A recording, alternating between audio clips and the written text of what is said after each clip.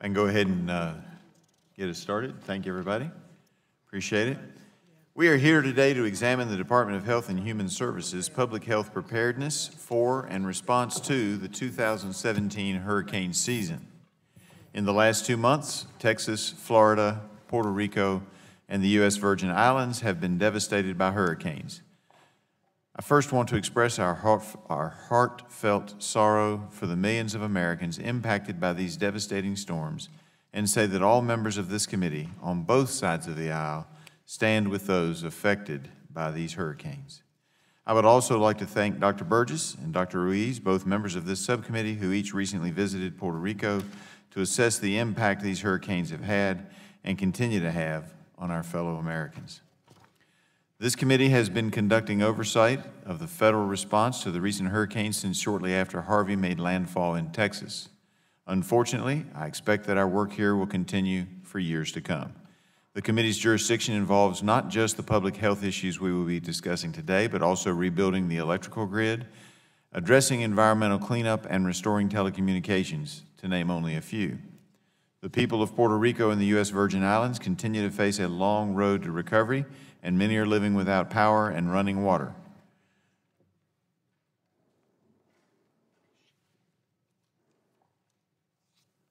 I believe we are going to be joined today by Representative Jennifer Gonzalez Colon from Puerto Rico, someone who knows all too well about the difficult challenges her home is facing. Thank you for being here at this important hearing. From coordinating the overall federal health care response to ensuring that individuals have the medical treatment they need, to protecting the blood and pharmaceutical supply, to granting emergency waivers and everything in between, HHS has been working tirelessly to provide medical care and services to individuals affected by the storms. The overwhelming majority of healthcare facilities in the impacted areas went above and beyond to protect and treat those in harm's way. Yet media reports indicate that some healthcare providers failed in their duty to protect their patients. There was a tragic situation at a nursing home in Florida where 14 residents died after the facility lost its air conditioning, and this despite a hospital across the street that never lost power or cooling. The response in Puerto Rico and the U.S. Virgin Islands has involved numerous federal agencies working together with each other and state and local officials. For example, before Hurricane Maria made landfall in Puerto Rico and every day since, HHS, the Department of Defense, the Department of Veterans Affairs, and the Federal Emergency Management Agency, or FEMA, have been coordinating with local emergency response officials to provide medical care and help reestablish the island's health care infrastructure. HHS has worked with Puerto Rico's Department of Health to prioritize resources needed for dialysis facilities and has coordinated with FEMA to help ensure critical supplies are delivered where they are needed. Similar efforts are ongoing in the U.S. Virgin Islands as well. But many questions remain. Has the interagency response been effective from the perspective of HHS? Are the federal policies causing delays in response efforts? Are we utilizing our resources in the most efficient and effective ways to help our fellow Americans in Puerto Rico and the U.S. Virgin Islands in particular? Finally, it is critical that we understand the public health challenges ahead. Mold formation is likely in nearly all the affected regions. As we have seen after Hurricane Harvey, there is an increased risk for the spread of infectious disease due to contaminated water. Media reports indicate that 1 month after Hurricane Maria, over 1 million Americans are still without clean, safe drinking water. Rebuilding Puerto Rico and the U.S. Virgin Islands will take years. The healthcare systems are in dire condition, and most of the operational facilities need some degree of assistance. To make matters worse, the electrical grid has been devastated, which has significantly hampered recovery efforts. We still don't even know the full extent of the damage, let alone when our fellow citizens will have electricity and running water restored. We are trying to make sure we are doing everything possible to address the short and long-term needs of those living in the areas impacted by Hurricanes Harvey, Irma, and Maria, especially in the face of the public health threats that have resulted and will continue to result from these storms. I would like to thank the witnesses for testifying here today, and I look forward to hearing your testimony. And with that, I will now yield 5 minutes for an opening statement to Ms. DeGette, the ranking member from Colorado. Thank you so much, Mr. Chairman. This 2017 hurricane season has been one of the most damaging on record. Hurricane Harvey broke the record for the greatest amount of rain recorded from a single tropical storm or hurricane in the United States and inundated Houston and South Texas with more than 51 inches of rain. Hurricane Irma became the strongest Atlantic hurricane on record before it hit the Virgin Islands in Florida. And while these storms have been devastating, Hurricane Maria's impact on Puerto Rico and the U.S. Virgin Islands has been nothing less than catastrophic. Mr. Chairman, as you said, the scope of potential health risks that's caused by this ongoing crisis, it's still coming into focus, but it's clearly considerable. Over a month after Maria hit, the infrastructure on Puerto Rico and the Virgin Islands remains decimated. Nearly 80% of Puerto Rico still doesn't have power, and HHS reported that a substantial number of Puerto Rico's hospitals are either non-operational or require diesel to run generators in order just to keep functioning. Over a third of Puerto Rican residents lack reliable access to potable water. Contaminated water is also spreading contagious diseases. And while I certainly appreciate the effort by volunteers, including physicians and nurses volunteering their time with the HHS DMAT teams, I'm concerned that poor management of the hurricane response at a federal level may be hindering response efforts. The federal government, I believe, probably does not have a complete picture of what healthcare challenges exist because, frankly, most of the island of Puerto Rico lacks adequate communication. I think that this committee needs to hold further hearings to address the status of all these vital services that you, Mr. Chairman, talked about. And I even think as time goes on, we should have field hearings on Puerto Rico in particular, but also the Virgin Islands, as much of the recovery effort, as you so accurately described, involves the jurisdiction of this committee. I can't stress enough how important it is for us to send our staff down there to investigate this, and how important it is for members to go and investigate this. I was part of a group of members that went after Hurricane Katrina to New Orleans to observe the recovery efforts. What we found through years of oversight on this subcommittee was that Washington's understanding regarding the situation on the ground was very different than we were able to observe firsthand. When we went into the basement of Charity Hospital, we saw what happened to those records. When we had our field hearings, Congresswoman Blackburn was there and a bunch of the rest of us, and we saw what had happened to small business people down there in New Orleans. You just cannot substitute for that. And as we begin to think about our public response as members of Congress, we need to see what we're doing on the ground. Mr. Chairman, last week President Trump said the administration deserves a 10 for its response to the devastation of Hurricane Maria. Given the fact that most residents lack power, nearly 1 million Americans lack access to safe and reliable drinking water, and endless reports of near subsistence living for many, I find that statement to be breathtaking. I hope that our witnesses today are better prepared than that to talk about what's really happening on the ground and what we can do to address this unfolding crisis. I hope it'll be the beginning of an ongoing and concerted effort to understand what's going on. And I would now like to yield the balance of my time to Representative Castor, who wants to talk appropriately about the health challenges facing her state of Florida. Well, I thank Ranking Member Duguette for yielding the time. This simply was a catastrophic hurricane season, and we have so many challenges ahead. I want to thank our witnesses who are here today. I want to thank all of my colleagues for holding this hearing. Hopefully this is just the first of many, because this is going to be a very long recovery period. I mean, after 75 lives lost in Texas, 75 lives lost in Florida, including 14 related to a nursing home that were completely avoidable. We need to discuss that. We know that we have about 50 deaths in Puerto Rico so far, with the threat of bacterial infections growing. I'm very concerned about Puerto Rico and the whole interplay between the folks that live there in the U.S. Virgin Islands and their migration, and what that means for the health needs of everyone. And on the island, the drinking water issue is simply critical. So I look forward to your expert testimony today and the committee's work in the days ahead. Thank you. Yield back. Gentlelady yields back. Now recognize the chairman of the full committee, Mr. Walton of Oregon. I thank the Vice Chairman for holding this important hearing. I, too, want to express my deepest sympathy for those who have been impacted by these horrible storms, particularly our fellow citizens in Puerto Rico and the U.S. Virgin Islands. This committee stands ready to assist in whatever way we can. We will continue to be diligent in our oversight of the work that the agencies are doing and the needs of the people there. I'm very pleased that Dr. Burgess, who chairs our health subcommittee, has already been to Puerto Rico, visited some of the hospitals, looked at the health care issues. We know we have much more work to do, and we hope to hear from all of you today about what's out there ahead, where we've made progress, where there are still problems that we need to uncover and get better solutions to.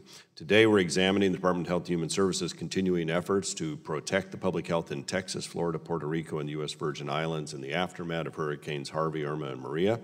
This is the first in a series of hearings on the preparedness for and responses to Hurricanes Harvey, Irma, and Maria.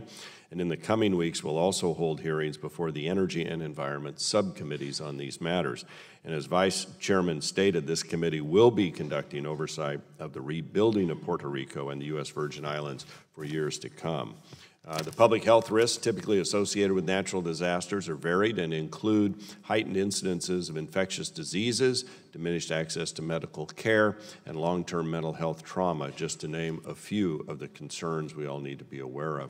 These risks can be particularly dangerous, especially for vulnerable populations such as infants, dialysis patients, individuals who may be immunosuppressed, and of course the elderly.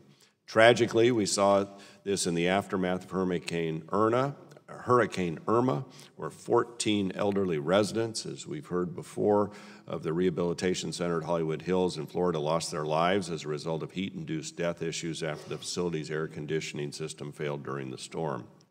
Last week, this committee sent a bipartisan letter to the nursing home's owner requesting information on the facility's emergency preparedness plan, inspection history, and the steps it took to protect residents after its air conditioning system stopped working.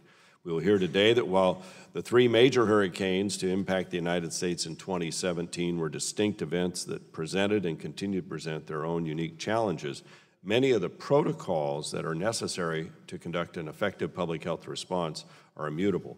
For example, federal agencies responding to disasters must be able to communicate effectively with each other and with local, state, and territorial officials to identify any areas of need, ensuring that individuals have adequate access to basic necessities such as food, water, and medical supplies, critical in any public health protection effort. And as we head into a recovery phase, it's important we also carefully monitor patients as they transition from hospitals or under medical supervision back to their homes or other long-term living arrangements. News reports indicate more than 60% of Puerto Ricans are now homeless as a result of the devastating hurricanes. We need to make sure when patients are discharged from the hospitals that they have safe places to go and don't end up on the streets and then back into the hospital. However, following Hurricane Maria, various media reports have called into question whether the federal government is adequately meeting its obligation to protect health and welfare of American citizens in Puerto Rico and Virgin Islands. On this matter, I'm eager to gain the perspective of our witnesses who have been on the ground in the areas that have been affected by the most recent hurricanes. Making sure that Americans in need get the assistance they require cannot and should not be a partisan matter. If certain agencies aren't pulling their weight, we want to know. If there are federal laws or policies that are impeding the recovery efforts, we want to know as well. In addition, we also want to hear about any best practices that can be gleaned from the ongoing recovery efforts that can be utilized in response to any future natural disasters. So again, thanks to you and your teams for being on the ground, trying to do the best you can in these horrible circumstances, but we really need to know the facts, what's working, what's not, where have there been shortfalls, what are the lessons learned, and where do you need additional help to help our citizens. So with that, Mr. Vice Chair, I yield back the balance of my time and look forward to the testimony of our witnesses. Before I do that, I'd also like to welcome our newest member of the committee, Mr. Duncan. Was just approved by the House Conference this morning, steering committee last night, replacing Dr. Murphy. And Jeff, we're delighted to have you on board the committee. Thanks for being here today. I yield back. Thank you, Mr. Chairman. Now recognize the ranking member of the full committee, Mr. Pallone of New Jersey.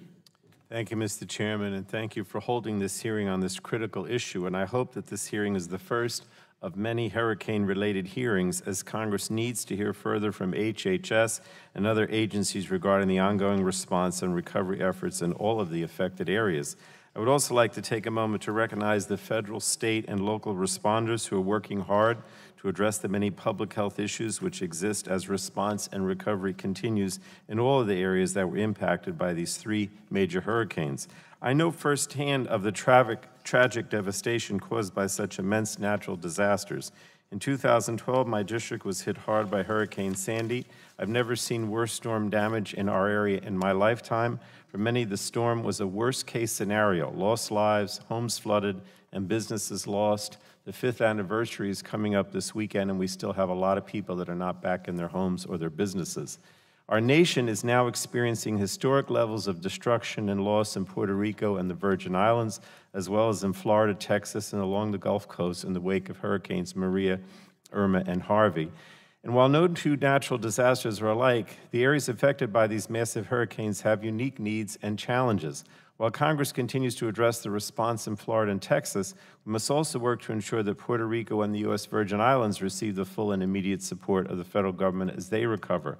And I recognize there are a number of ongoing challenges facing the residents of South Florida and the Gulf Coast, but much of the hearing today will likely need to address the situation in Puerto Rico and the U.S. Virgin Islands. The reports coming from these areas indicate that hundreds of thousands of Americans continue to struggle to meet day-to-day needs. And I'm particularly concerned that there are still reports that residents do not have access to food or medicine. As many as 1 million Americans lack access to reliable sources of clean water. Accounts from the areas affected by these storms paint a dire situation that completely contradict the often rosy stories that come from the President and the White House. Hurricanes Irma and Maria caused widespread flooding and destruction in Puerto Rico and the U.S. Virgin Islands, including critical damage to electrical grids, telecommunications systems, drinking water systems, and transportation infrastructure. Virtually all residents of Puerto Rico and the U.S. Virgin Islands have been impacted, and these infrastructure failures create acute public health issues. We've seen and heard reports of death, dehydration, and desperation as residents of Puerto Rico and the U.S. Virgin Islands continue to struggle in a post-apocalyptic landscape where fundamental health needs remain unaddressed, even a month after Hurricane Maria and almost 2 months after Hurricane Irma. The list of serious needs and challenges is long. Many hospitals still do not have reliable power. Many communities in Puerto Rico still lack safe drinking water, and people have resorted to drinking from questionable water sources. Where water service has been restored, residents are still unsure if the water is safe. In a recent EPA briefing to the committee, we learned that crews going into communities to test for water quality were arriving only to find that people still lacked adequate food and drinking water. So Congress must provide ongoing support in the aftermath of these hurricanes to restore and rebuild, and I hope our witnesses today will help us understand what needs to be improved in the response and recovery efforts so that Congress can more effectively provide assistance and understand the impacts on public health, not just today, but in the months and years to come. I also wanted to say something about the fact that many Puerto Ricans are actually coming from the island to our states, and particularly New Jersey and my district. My mayors and my elected officials locally are saying, is there any kind of help for us? Because a lot of these people come here, they don't have a lot of money, they need support as well. So that's also something we need to look into. I'd like to yield the remainder of my time to Mr. Green. Thank you, Mr. Chairman. Thank my colleague for yielding to me. And today, our district in Houston and Harris County, Texas, was heavily impacted by Hurricane Harvey. We actually had at least 8 deaths in our district alone in a very urban area of Houston. But I thank the heroism and the tireless work of our first responders, public health professionals, community members for helping fellow Texans and Houstonians during the time of need. I'd also like to thank my colleagues for supporting our 2 supplementals so far, and there will be much more for not just Texas, but Louisiana, Florida, Puerto Rico, the Virgin Islands, and a number of other disasters. The state of Texas and CMS need to work together and make sure we're taking advantage of every opportunity to help people in need, especially when it comes to Medicaid. I hope CMS will not act expeditiously to get necessary resources at our local hospital in Texas to help uninsured disaster victims. We shifted to recovery in Houston and Texas Gulf Coast and are responding to public health concerns related to Harvey, including the spread of mold in flooded homes, businesses, and the spread of disease-carrying mosquitoes. We must also be fully responsive to the environmental impact of Harvey, including community members' possibility exposure to toxic chemicals and wastewater. I look forward to hearing from our witnesses and working with our federal public health agencies to fully address these pressing concerns. And in our office in Houston, we do a lot of casework on typically Social Security, Medicare, veterans, you name it. But now every staff member has casework with FEMA because it goes through the process. But we're working through it, again, with our federal agencies helping us to make sure we can get people back to where they were before the storm. And thank my colleague again for yielding. I yield back my time. And I yield back as well, Mr. Chairman. I thank the gentleman. I ask unanimous consent that the members' written opening statements be made a part of the record. Without objection, they will be entered into the record. Additionally, I ask unanimous consent that Energy and Commerce members not on the Subcommittee on Oversight and Investigations be permitted to participate in today's hearing. Without objection, so ordered. Further, just so everybody knows what we're doing, Mr. Duncan has joined the committee and the subcommittee, and we're glad to have him on our subcommittee. However, until a formal motion is made on the floor at approximately 12:30, the parliamentarians tell us that we have to treat him as a member of the Energy and Commerce Committee, but not yet on the Subcommittee on Oversight and Investigations. So he will be treated like all other members in that circumstance, which means he will go last. As the newest member of the committee, he would go last anyway, but We're just rubbing it in. But yeah, we're just rubbing it in. No, but I did want to let everybody else know what the status was, so when they hear a motion later today on the floor, they will understand that that is what the parliamentarians have told us that we need to do. But welcome to the committee and to the subcommittee. Mr. Vice Chairman. Mr. Chairman. I assume he knows, too, his other responsibilities for all the committee members, getting us each coffee and We have heard tell of these or stories. a tier with, member like Mr. Scalise once. That's correct. Was. Yes, thank you. We'll make sure he's aware of those duties, Mr. Chairman. Finally, we welcome non-Energy and Commerce Committee members who are with us today or who may show up at a later time. Pursuant to House rules, members not on the committee are able to attend our hearings, and we're glad to have them, but are not permitted to ask questions. I would like now to introduce our panel of witnesses for today's hearing. First, we have the Honorable Robert Kadlec, the Assistant Secretary for Preparedness and Response at the Department of Health and Human Services. Welcome. Next is the Honorable Scott Gottlieb, who serves as Commissioner of the U.S. Food and Drug Administration. Welcome. Then we have Ms. Kimberly Brandt, who is the Principal Deputy Administrator for Operations at the Centers for Medicare and Medicaid Services. And welcome, glad you're here. And finally, we have Rear Admiral Stephen Redd, who is the Director of the Office of Public Health Preparedness and Response at the Centers for Disease Control and Prevention. Thank you all for being here today and providing testimony. We are looking forward to the opportunity to examine the preparedness for and responses to the recent hurricanes. Now, as a part of what we do in this committee, we're holding an investigative hearing, and when doing so, it has been the practice of this subcommittee to take testimony under oath. Do any of you have objection to testifying under oath? Seeing none. The chair then advises you that under the rules of the House and the rules of the committee, you're entitled to be accompanied by counsel. Do any of you desire to be accompanied by counsel during your testimony today? And seeing none, move forward. In that case, if you would please rise and raise your right hand, I will swear you all in. Do you swear that the testimony you are about to give is the truth, the whole truth, and nothing but the truth? Hearing affirmative answers from all, I appreciate it. Thank you very much. You are now under oath and subject to the penalties set forth in Title 18, Section 1001 of the United States Code. You may now give a 5-minute summary of your written statement, and obviously we will begin with the Honorable Mr. Kadlec. Good morning, Mr. Vice Chairman, Ranking Member DeGette, and members of the subcommittee. It is a privilege to appear before you to discuss our nation's medical and public health response to a series of unprecedented, nearly simultaneous Category 4 and Category 5 hurricanes that hit the U.S. mainland and its territories so far this season. HHS, and when I conclude that, it's the ASPR, the CMS, FDA, and CDC, as well as our interagency partners of FEMA, DHS, VA, and DOD, have pushed the boundaries in unprecedented ways to save lives and support the communities and people impacted by these major hurricanes. I recognize that in some regions in Puerto Rico and Virgin Islands, people are still facing dire conditions. I recently saw that for myself and the devastation firsthand, and can assure you that HHS continues our response at 110% and will continue to work as hard as we can until conditions improve. Since this is my first time testifying before this committee as the ASPR, I'll begin with a brief description of my view on the role of this position. ASPR was created almost 11 years ago in response to Hurricane Katrina by the Pandemic All-Hazard Preparedness Act. Its objective was to create unity of command by consolidating all HHS public health and medical preparedness and response functions under one person, the ASPR. I had the privilege of serving as a staff director of the subcommittee that drafted this legislation. ASPR's mission is simply to save lives and protect America from health security threats. On behalf of HHS, ASPR leads the public health and medical response to disasters and public health emergencies in accordance with the National Response Framework, Emergency Support Function Number 8. Today, the threats facing our country are increasingly diverse and more lethal.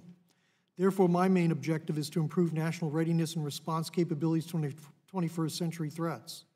I aim to do that through 4 key priority areas and efforts. First, provide strong leadership. Second, create a national disaster healthcare system.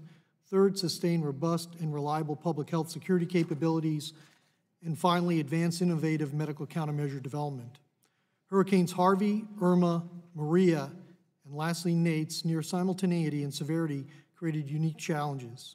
Especially in Puerto Rico, no place, no person, no life was untouched. During my trip there, I was overwhelmed by the resilience of its citizens who are making do in extraordinarily difficult situations. For the 3 major hurricanes to date, our strategy has been threefold. First, save lives. Second, stabilize the healthcare system. Third, restore healthcare services. In Puerto Rico, we're still responding. In other areas, recovery is underway. Here are just some of the many actions taken by ESF8 partners. In order to save lives, ASPR activated the National Disaster Medical System, or NDMS, and deployed more than 2,500 personnel from 21 states and hundreds of other federal employees, including U.S. Public Health Service Commission Corps personnel, to communities impacted by these storms. In fact, in each of these storms, we deployed teams even before the hurricanes made landfall, so they were ready to respond immediately. We cared for more than 15,000 patients in the affected states and territories, and more than 10,700 in Puerto Rico alone. HHS has also sent 439 tons of medical equipment and supplies to the affected areas. HHS declared public health emergencies for impacted states and territories before landfall of each storm. ASPR and CMS proactively utilized the Empower tool to identify Medicare and Medicaid beneficiaries in each impacted area who rely on life-maintaining and assistive medical equipment, as well as people who rely on dialysis and home health services. We evacuated more than 200 dialysis patients from the U.S. Virgin Islands. In Florida and St. Thomas, for the first time in its history, NDMS personnel joined urban search and rescue teams to locate and evacuate dialysis patients. HHS activated the Emergency Prescription Assistance Program in Puerto Rico, which provides free medications to disaster victims who cannot afford to pay.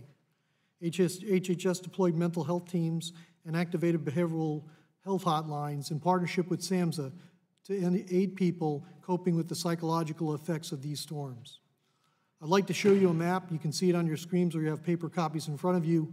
This illustrates a comprehensive approach to providing healthcare and DoD services, medical services we implemented, together with our interagency partners at VA and DoD, as well as the Puerto Rico Health Department. My overview of activities we took on behalf of Americans in distress is just a fraction of what we actually did.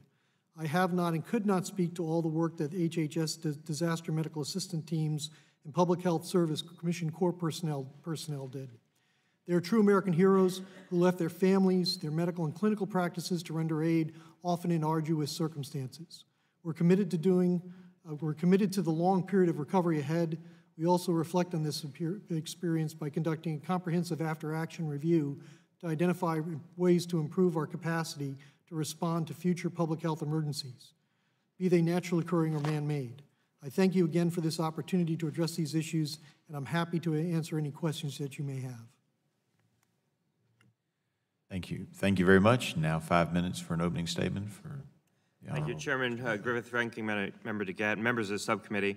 I appreciate the invitation to discuss FDA's response to Hurricanes Harvey, Irma, and Maria. My remarks today are going to be focused on the impact of Maria on Puerto Rico because of the unique role FDA has in the island's recovery and because of the enormous magnitude of the devastation that Maria caused to our fellow citizens. First and foremost, our commitment is to the people of Puerto Rico as they begin a long recovery from the overwhelming devastation. But FDA also has a broader mission in Puerto Rico. A substantial portion of the island's economic base is comprised of facilities that manufacture medical products. This includes many critical medical products. There are currently more than 50 medical device manufacturing plants in Puerto Rico. Collectively, they produce more than 1,000 different kinds of devices. To date, we're especially focused on about 50 types of medical devices manufactured by about 10 firms in Puerto Rico. These devices are critically important to patient care because they may be life-sustaining or life-supporting, or the island may be the only manufacturing site for these devices. At the same time, we're focused on about 30 different medically important drugs and about 10 biological devices or biologics that are solely or primarily manufactured on the island. 14 of these products are sole source, meaning they're manufactured only in Puerto Rico. To avert shortages of critical medical products, we've been working closely with our partners at FEMA, DHS, and of course HHS to troubleshoot challenges related to getting fuel for generators and raw ingredients for manufacturing processes, as well as the logistics to move finished products off the island. Our interventions have evolved as the nature of the risk has changed and our response progresses. Early on, we helped individual firms secure landing rights for planes to ferry off finished products that were, in some cases, at risk of being destroyed by flooding warehouses. As days went on, we started to get more actively involved in helping facilities secure diesel fuel for generators. In the last week, we've been actively engaged in helping a few facilities that manufacture products critical to the blood supply secure small quantities of medical-grade gases that they use in their manufacturing processes. As the recovery efforts proceed, a lot of these challenges are being solved through better logistics and no longer require active intervention. That's the good news. We have processes in place now that are helping guarantee supply of diesel fuel, raw manufacturing ingredients, and medical gases and other critical components.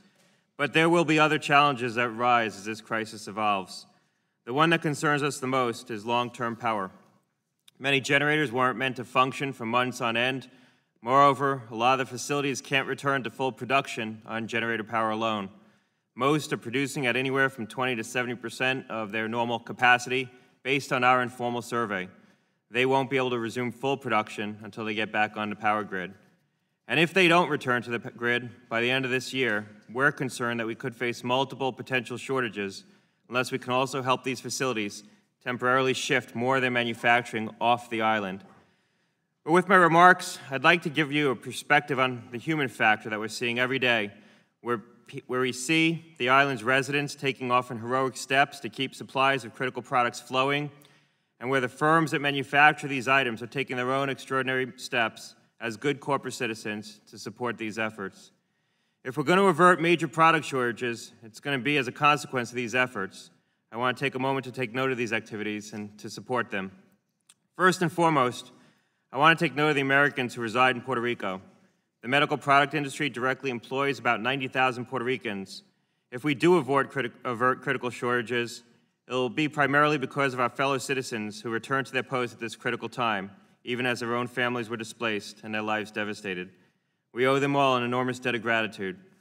I also want to use this chance to take measure of the good corporate citizenship that FDA has been witness to. Even as we've watched some companies take extraordinary efforts to maintain their production, they took equivalent steps to support their employees and the families of their workers, using their facilities as a way to deliver direct assistance to those harmed by Maria. Many of these manufacturing facilities are serving as disaster relief stations across the island. They're helping distribute FEMA aid to the outlying towns. Companies are distributing gasoline to their employees and general relief items like water, food, and batteries. Facilities have been using their cafeterias to feed employees and their families. One multinational drug company told us that they shipped thousands of generators to the island for distribution to their employees as part of hundreds of tons of relief aid and emergency supplies that they ship by air and sea. We know of companies that have created financial programs to help employees rebuild their homes and resume their lives. Some of these programs include cash grants or match donations they accept from employees across the globe as a way to help Puerto Rico employees rebuild their homes. I want to take a moment to recognize these efforts. These kinds of commitments are going to be a key part of helping Puerto Rico fully recover. We all need to do our part. Most of all, I want to recognize the resilience of the people of Puerto Rico and their fidelity to our public health mission. FDA has a long history of operating on the island. It's been an integral part of our work. We owe the island's residents our steadfast and long-term commitment to a full recovery. Thanks a lot. I thank you for your testimony, and now I recognize Ms. Brandt for a 5-minute opening statement. Thank you. Chairman Griffith, Ranking Member DeGette, and members of the subcommittee, thank you for the opportunity to discuss efforts by the Centers for Medicare and Medicaid Services, or CMS, to respond to the recent hurricanes. CMS plays an integral role in emergency response during these natural disasters. I have almost 20 years of experience working on Medicare and Medicaid issues, and even with that perspective, I was surprised at the depth and breadth of CMS's involvement in the hurricane response efforts. This is a role our agency takes very seriously, as evidence that even while I'm here today, CMS Administrator Verma is in Puerto Rico, assessing our on-the-ground efforts and gaining valuable insights from patients, providers, and local officials. Many people think of CMS firstly as a payer, reimbursing for the care delivered to our over 100 million Medicare, Medicaid, and CHIP beneficiaries, and secondly as a regulator, overseeing and enforcing standards for the care delivered by millions of providers and suppliers. While CMS does not directly provide care to our beneficiaries, we do have a direct impact on the care they receive, and the last several weeks have allowed CMS to demonstrate the important role we can play in emergency preparedness and response efforts. One of CMS's most valuable emergency response tools is our ability to waive or modify certain program requirements, which CMS can do after the President declares a major disaster and the HHS Secretary declares a public health emergency. CMS is using the full breadth of this authority to ensure our beneficiaries have access to the care they need by providing flexibility to Medicare and Medicaid providers so they can deliver high-quality care to those who need it, when they need it, and where they need it.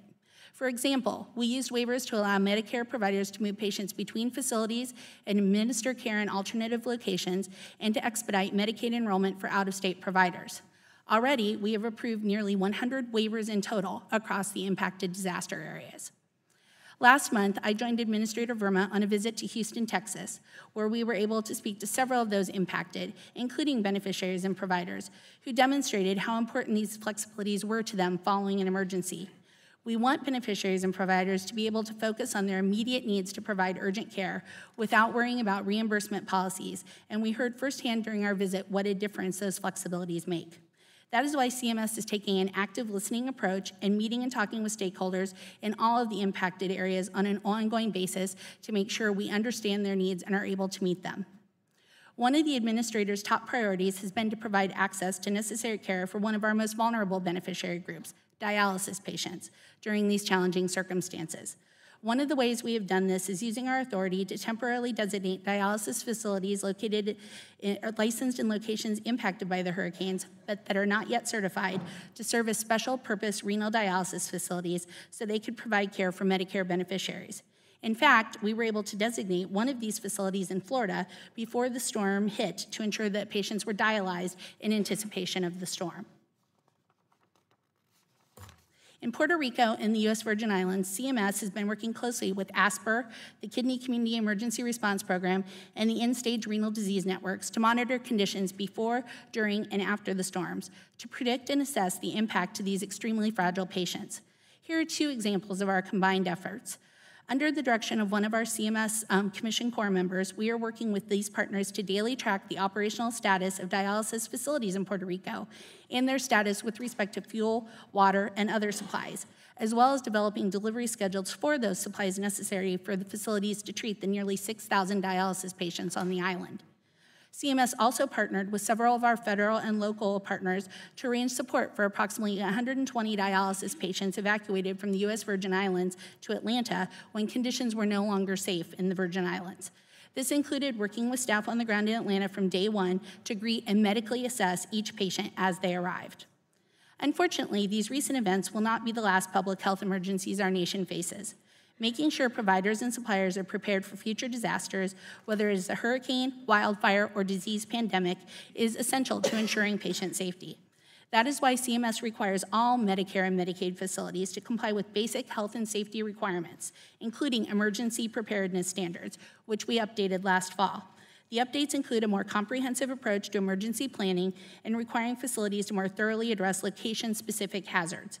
In addition, we required facilities to meet additional emergency training standards for staff and implement a communication system to contact patients' physicians and other necessary persons to ensure continuation of patient care functions. While much has been done, there's still much to be done, particularly in Puerto Rico, where over 50% of the population is covered through a CMS program. Together, we must continue to think creatively about all the ways we can help ensure our beneficiaries have access to needed care, supplies, and prescriptions, even in the midst of emergencies and natural disasters. We appreciate the subcommittee's interest in these efforts and look forward to working with you throughout the recovery process. Thank you very much for your testimony. And now recognize Rear Admiral Redd for 5 minutes for an opening statement. Good morning, Vice Chairman Griffith, Ranking Member DeGette, and distinguished members of the subcommittee. I am Rear Admiral Stephen Redd, Director of the Centers for Disease Control and Prevention's Office of Public Health Preparedness and Response. I appreciate the opportunity to be here today to discuss CDC's efforts and activities in response to the 2017 hurricanes. To address the impact of these hurricanes, CDC has provided public health support to the coordinated federal, state, local, territorial, and tribal responses. The focus of CDC's efforts have been in epidemiology and health surveillance, laboratory support, environmental and occupational health, and health communications. On August 30th, 2017, CDC activated its Emergency Operations Center to coordinate our response to Hurricane Harvey, and subsequently, we've expanded that activation to include Hurricanes Irma and Maria. Since the end of August, CDC has had approximately 500 staff members supporting the response. Additionally, we have deployed over 70 staff to the affected areas to provide on-the-ground support, including 34 to Puerto Rico and 12 to the U.S. Virgin Islands. To address immediate health concerns, CDC deployed federal medical stations to serve as temporary non-acute medical care facilities. Each federal medical station can accommodate up to 250 patients and includes a cache of medical supplies and equipment. HHS deploys medical teams to staff these facilities, and CDC has deployed 6 of these to Puerto Rico, 4 to Texas, and 2 to Florida. CDC has used syndromic surveillance to monitor health-related data that may signal a disease outbreak. Our National Syndromic Surveillance Program has collaborated with ASPR's disaster medical assistance teams to collect data on patient encounters and works closely with the American Red Cross to monitor data on shelter populations so that health officials can respond quickly when that's called for. Surveillance during this response has indicated elevations in carbon monoxide poisoning, and this has led to increased messaging to prevent this condition and guidance on the safe operation of generators. Identifying and controlling public health diseases of public health importance in Puerto Rico and the U.S. Virgin Islands are a priority. The Puerto Rico Department of Health sustained significant damage during Hurricane Maria, including damage to their laboratories. These laboratories are not able to conduct any public health tests. They're not able to confirm diagnoses of infectious or environmental diseases. CDC is working with the Puerto Rico Department of Health and FEMA to get these laboratories back in operation. And in the meantime, we have arranged for packaging and shipment of clinical specimens of suspected priority infectious diseases such as tuberculosis, leptospirosis, rabies, influenza, salmonella to the U.S. mainland for testing. In fact, the first shipment of diagnostic specimens for leptospirosis recently arrived in Atlanta. Let me touch briefly on a few other components of our response. We've provided technical assistance to the affected areas to address health issues such as food safety, water issues, including sewage. We've provided guidance on injury prevention from debris and drowning. We've helped with shelter assessments. We've provided guidance regarding the safety of responders, and we have developed and disseminated key public health messages to individuals in the affected areas. CDC recognizes that the full recovery from the recent hurricanes will take time, particularly in Puerto Rico and the Virgin Islands, where the damage has been extensive, but we're here to continue to provide that support. Thank you again for the opportunity to appear before you to discuss our response and recovery efforts, and I'd be glad to answer any questions you might have. Thank you all very much for your testimony, and I will now begin questioning by recognizing Chairman of the full committee, Chairman Walden, for 5 minutes for questions. I thank the Vice Chairman, and I thank all of you for your testimony and the work that the people that you represent are doing in these terrible tragedies. And we all know there's more to be done, and it's hard in the aftermath to get it right, and we sure appreciate what you're doing. On behalf of the at-large resident commissioner from Puerto Rico, Jennifer, thank you for joining us today. I know you're not able to ask questions as part of our committee rules, but I can on your behalf, and so I appreciate your submitting some of these because I think they're really important to get on the record. So, Dr. Kadlec, I'm going to start with you. Puerto Rico remains in the response mode of saving lives and stabilizing healthcare services. What major milestones must be completed to progress from the response phase to the recovery phase? If you can just be fairly brief on that, because I've got a couple others. Yes, sir. I think it's been highlighted by members of your committee. The power situation on the island does represent a significant limitation. Right now, we have about 60% of the 67 hospitals that are on the power grid and have reliable power, but there are 36%, total of 24, that still do not, and that's an important benchmark in terms of our ability. The other part of the timeline to get, what do you think the timeline is to get them the power they need? Sir, I really wouldn't be in a position to answer that. I think the U.S. Army Corps of Engineers is trying to move as aggressively as possible to do that. They have prioritized hospitals, health clinics, and dialysis centers on the top of their list to basically re-electrify with the grid. So I think the intent is to get them up as quickly as physically and humanly possible. The other part of the sustainment is also knowing about the operational status of those hospitals, because some of them have physical damage, to ensure that they can basically resume full functionality. It is, again, working closely with FEMA and with the Army Corps of Engineers. We performed assessments of those hospitals to identify which ones need physical repair. And then there are also issues that relate to supply chain restoration, things like oxygen, which I think is a matter of topical interest here. All right, thank you. Rear Admiral, thank you for being here and again for the work you're doing. How is the CDC dengue branch in Puerto Rico being utilized during this recovery effort? And then I have one more for you. Yes, the dengue branch was affected just like every other location in Puerto Rico. As of October 10th, the laboratory is back in operation. It's functioning at a low level under generator power right now.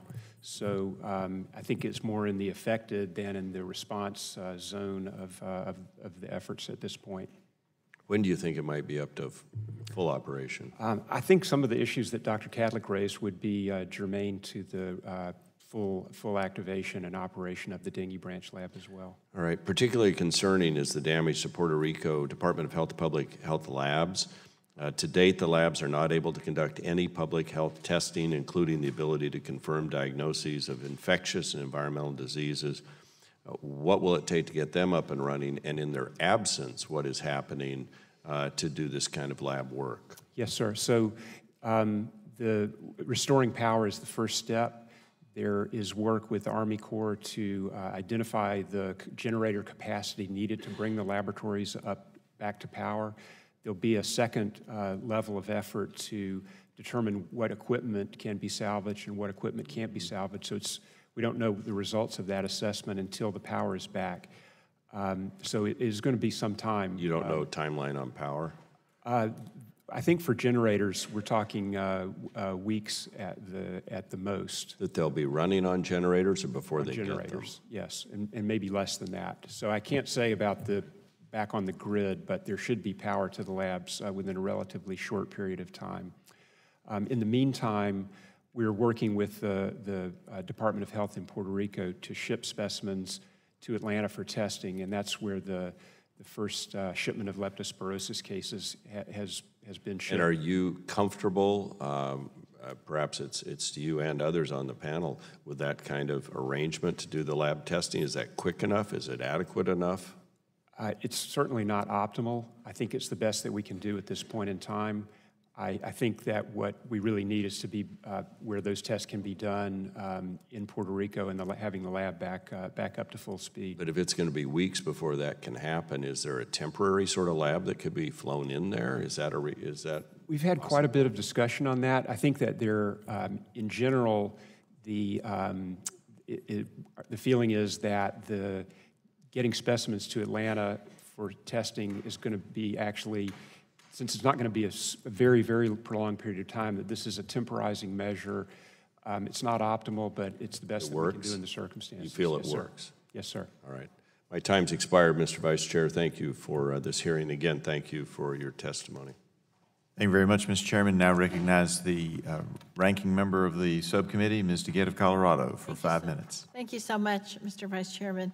I just want to remind the panel, you all know very well, it's now been over a month since Maria hit both the U.S. Virgin Islands and Puerto Rico. And even now, there was just an article in the New York Times today, which is entitled, "Like Going Back in Time, Puerto Ricans Put Survival Skills to Use." And it's a very powerful article that talks about how people still don't have power, people are still eating canned foods, elderly people are afraid to go outside because of gangs. And what it talks about is the way everybody's helping themselves is the neighbors are bonding together. And there's a fellow, the director of a local nonprofit, said most of the aid the neighborhood, which appears to be in San Juan, not in the remote mountains, had received was from private citizens and celebrities. Quote, "The government hasn't arrived here." So having been, as I mentioned in my opening remarks, having been on this subcommittee when we investigated Katrina, it's wonderful to reflect back on what we've done, but it's more important to think about, A, how quickly we can do more, and B, what we can do to improve our efforts in the future. And I just want to remind that everybody, listening to a lot of this testimony, you'd think that everything was just swell, and I hope none of you intended to intimate that. And I know we're going to have a lot of questions about that. But Commissioner Gottlieb, I kind of wanted to hone in with you about your testimony because, as you said, there are a lot of drugs and devices that are produced in Puerto Rico. There's 13 of them that are drugs that are only produced in Puerto Rico. Is that correct? There's more than 13. There's probably somewhere in the nature of 40 sole source drugs, but only 14 that we think are critical insofar as they're medically important, and we couldn't find a therapeutic alternative. So we're focused on about 14 products. About 14. And most of the plants where those drugs are being manufactured are relying on generators. Is that right? That's right. I believe almost all, if not all, the plants are on generator power. Are on generator. Yeah. And now I think you testified that this is not a long-term solution. Is that right? That's right, Congresswoman. There are some facilities that have substantial generators and probably could operate for a sustained period of time. What do you mean by sustained period of time? Some of them are very hardened, so I don't want to say that there aren't facilities there that couldn't operate perhaps indefinitely on generators, but that's the exception. Most of those facilities will not be able to operate for a sustained period of time, and if we get into the first quarter of next year and these facilities aren't back on the grid, we're going to have some concerns. And so we're trying to think now how we can work with our partners at HHS and the Army Corps of Engineers to prioritize a handful of the facilities that are critical. And the reason you're going to have concerns is sort of twofold. Number one, the generators don't produce the kind of energy that they need to produce these products, right? And number two, even if you can use it, it's going to be a reduced supply. That's right. In most cases, I know of one firm that's producing at 100% output right now, but they've dialed back certain portions of the facility. In most cases, these facilities can't operate at 100% production on their generators, and they certainly can't Right. operate 100% of their facilities on the generators. And the other point is that the generators themselves are going to start to break down. These weren't meant to operate. That's right. They're not meant to operate That's right. these plants. Now, let me just ask you quickly. On Friday, you released a statement that said the FDA is monitoring about 50 types of medical devices manufactured in Puerto Rico that are critically important to patient care, including everything from insulin pumps to pacemakers. Is this the same kind of problem that we're seeing with the drug manufacturers? Same challenge. So these are 50 devices that we're monitoring manufactured by 10 different firms, and it's a similar challenge. In some cases, the device manufacturing is more energy dependent, and the facilities themselves need a more reliable flow from the grid. So even as these facilities get put back on the grid, if the grid itself is unreliable, they might prefer to stay on their generator power for a longer period of time, and many of them also are going to want dual feeds off the grid. So it could be a while before some of these facilities could get the kind of connection to the grid that they need. Mr. Chairman, let me just say, if anybody has any concern this is impacting all American families, my daughter, who's a type 1 diabetic, just got a letter from Medtronic last week saying her new insulin pump was not going to arrive because of the problems we're having in Puerto Rico. So this is impacting every American, not just the Americans in the U.S. Virgin Islands and Puerto Rico. And I'd like to ask unanimous consent to put that New York Times article into the record. Without objection, so ordered. Now recognize the Vice Chairman of the full committee, Mr. Barton of Texas, for 5 minutes for questions. Thank you, Mr. Chairman. I want to extend my personal welcome to our newest member, Mr. Duncan. He's an outstanding member of the Republican baseball team that I manage, like Mr. Costello. I'm sure he'll do just as good, if not a better job, on the committee. So we're glad to have you, Jeff, and look forward to a bright future with you. Mr. Chairman, I appreciate this hearing. I know the primary focus is Puerto Rico and Virgin Islands, but we had a hurricane in Texas too. We're a little bit more developed as a state, so our ability to endure it was possibly somewhat stronger. Having said that, there's still issues in Texas. My first question, I think, will be to Mr. Redd.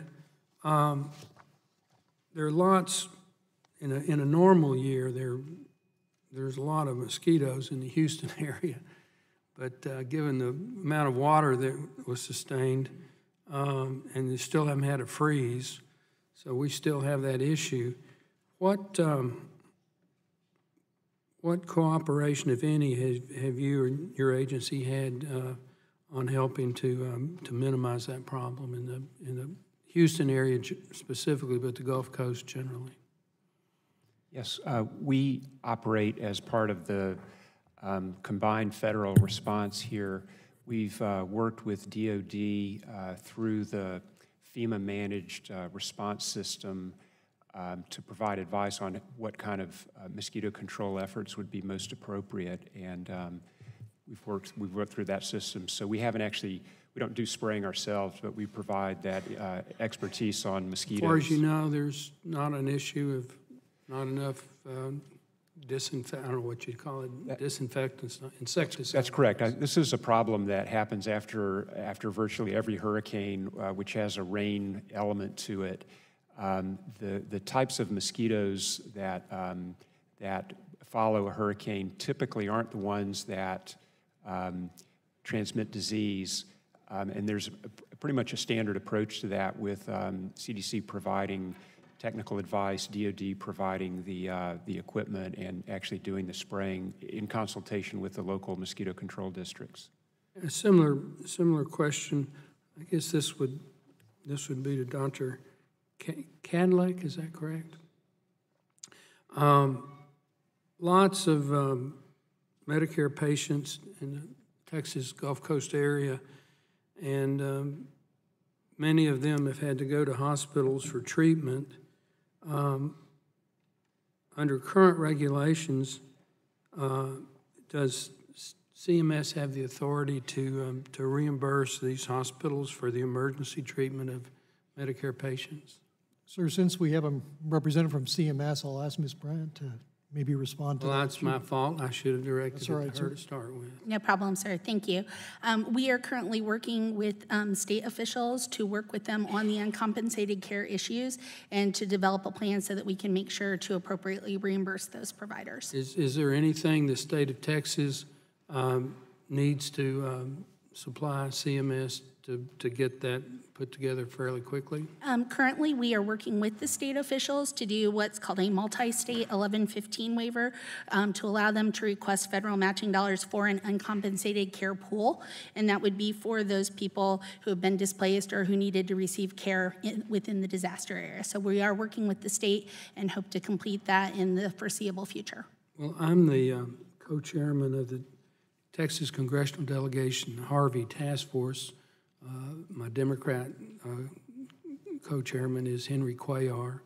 If there's anything that delegation needs to do to assist in that, if you'd let his office or my office know, we'll make sure you get whatever information that you want. We will certainly do so, and we will keep you apprised of that, sir. Okay, thank you. And with that, Mr. Chairman, I yield back. Gentleman yields back. Appreciate that. And now recognize the chairman of the full committee, Mr. Pallone of New Jersey, for 5 minutes for questions. Thank you, Mr. Chairman. At a recent press event with the governor of Puerto Rico, President Trump said that he would give his administration a 10 on its response efforts in Puerto Rico. But I have to be honest with you, from what I hear from my mayors and council people and people that are coming into my district from Puerto Rico, I would give at best a 2 on a scale of 1 to 10. And my concern is, as I expressed a little bit in my opening statement, that people this isn't only an issue of what's happening on the island, but also the people that are coming to the United States that have needs. And I don't think they would be coming here if they weren't, if they were able to stay in Puerto Rico. Just as an example, I'm looking at the Home News, which is my daily in New Brunswick, which is one of my towns in my district, and it says that when the Puerto Rican governor visited with President Donald Trump on Thursday to ask for aid, he said that without immediate help from the United States to rebuild the island, there would be a mass exodus to the mainland of the United States. And then we have a professor at Rutgers, which is my district, who said that the number of Puerto Ricans who will move to the Garden State due to the storm will likely spike once people determine they can't stay on the island longer if power and access to running water, food, and Medicare do not improve. Now, I obviously I would like people to come here if they can't, get basic necessities on the island. But I mean, this is, the fact that the president would call this a 10 is just is absurd, in my opinion. So let me start with Dr. Cadillac. Recent reports still indicate that nearly 80% of the Americans on the island are without electricity. One mayor reported that his city's ambulances had responded to at least 4 calls where a patient who had lost power for oxygen tanks or ventilators had died. Other reports have stated that hospitals have had to take in patients from medical centers where generators have failed. I'll tell you, when we had Sandy, I think our power was out for 2 weeks, and it was impossible. I can't imagine going for months without power. So, Dr. Cadillac, a lack of reliable electricity has created serious risks to the health of American citizens in Puerto Rico. Would you agree with that? Sir, it's decremented the whole society there. So the answer is yes, it is a risk to people.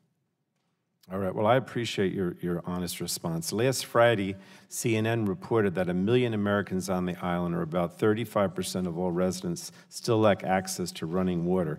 And, I understand that without adequate drinking water or safe running water to provide basic hygiene, affected populations run the risk of serious gastrointestinal and related diseases.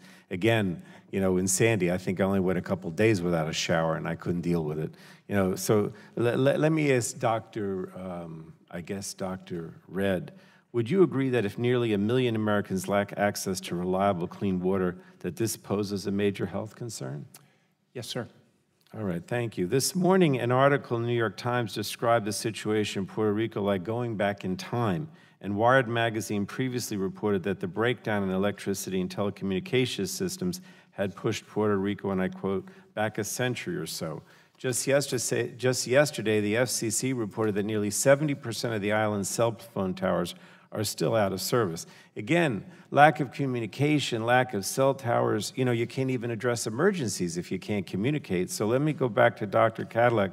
Would you agree that a functioning communication system is also an essential component to reaching and communicating with Puerto Ricans to ensure that healthcare needs are met? Sir, it is, and we've done a lot to basically ensure that we have positive communications with those hospitals on the island, either by radio, cell communication, or landline. So we've really worked hard to maintain. We actually deployed National Guardsmen with satellite phones initially when there was no cell service on the island to ensure that we could keep positive contact. And to your point about the generators, sir, I think that's a fair one. But quite frankly, sir, we've created a whole system to basically address that. In fact, when I was there the first week after the storm in Humacao, one of the hospitals where one of our DMAT teams was co-located, lost generator power. And they had several patients in the intensive care unit, actually a couple having surgery at the time. And we were able to transfer those patients safely without loss of life, not only to our shelters where our DMAT teams were, but transport them through grand ambulances, medevac helicopters.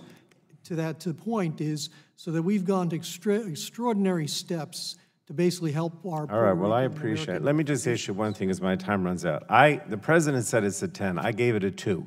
Would you give me a number between 1 and 10? 10 I'm not in the business to give you marks, but I can tell you we're working 110% even today to help those people, help our fellow Americans on that island. I appreciate that. Thank you, Mr. Chairman.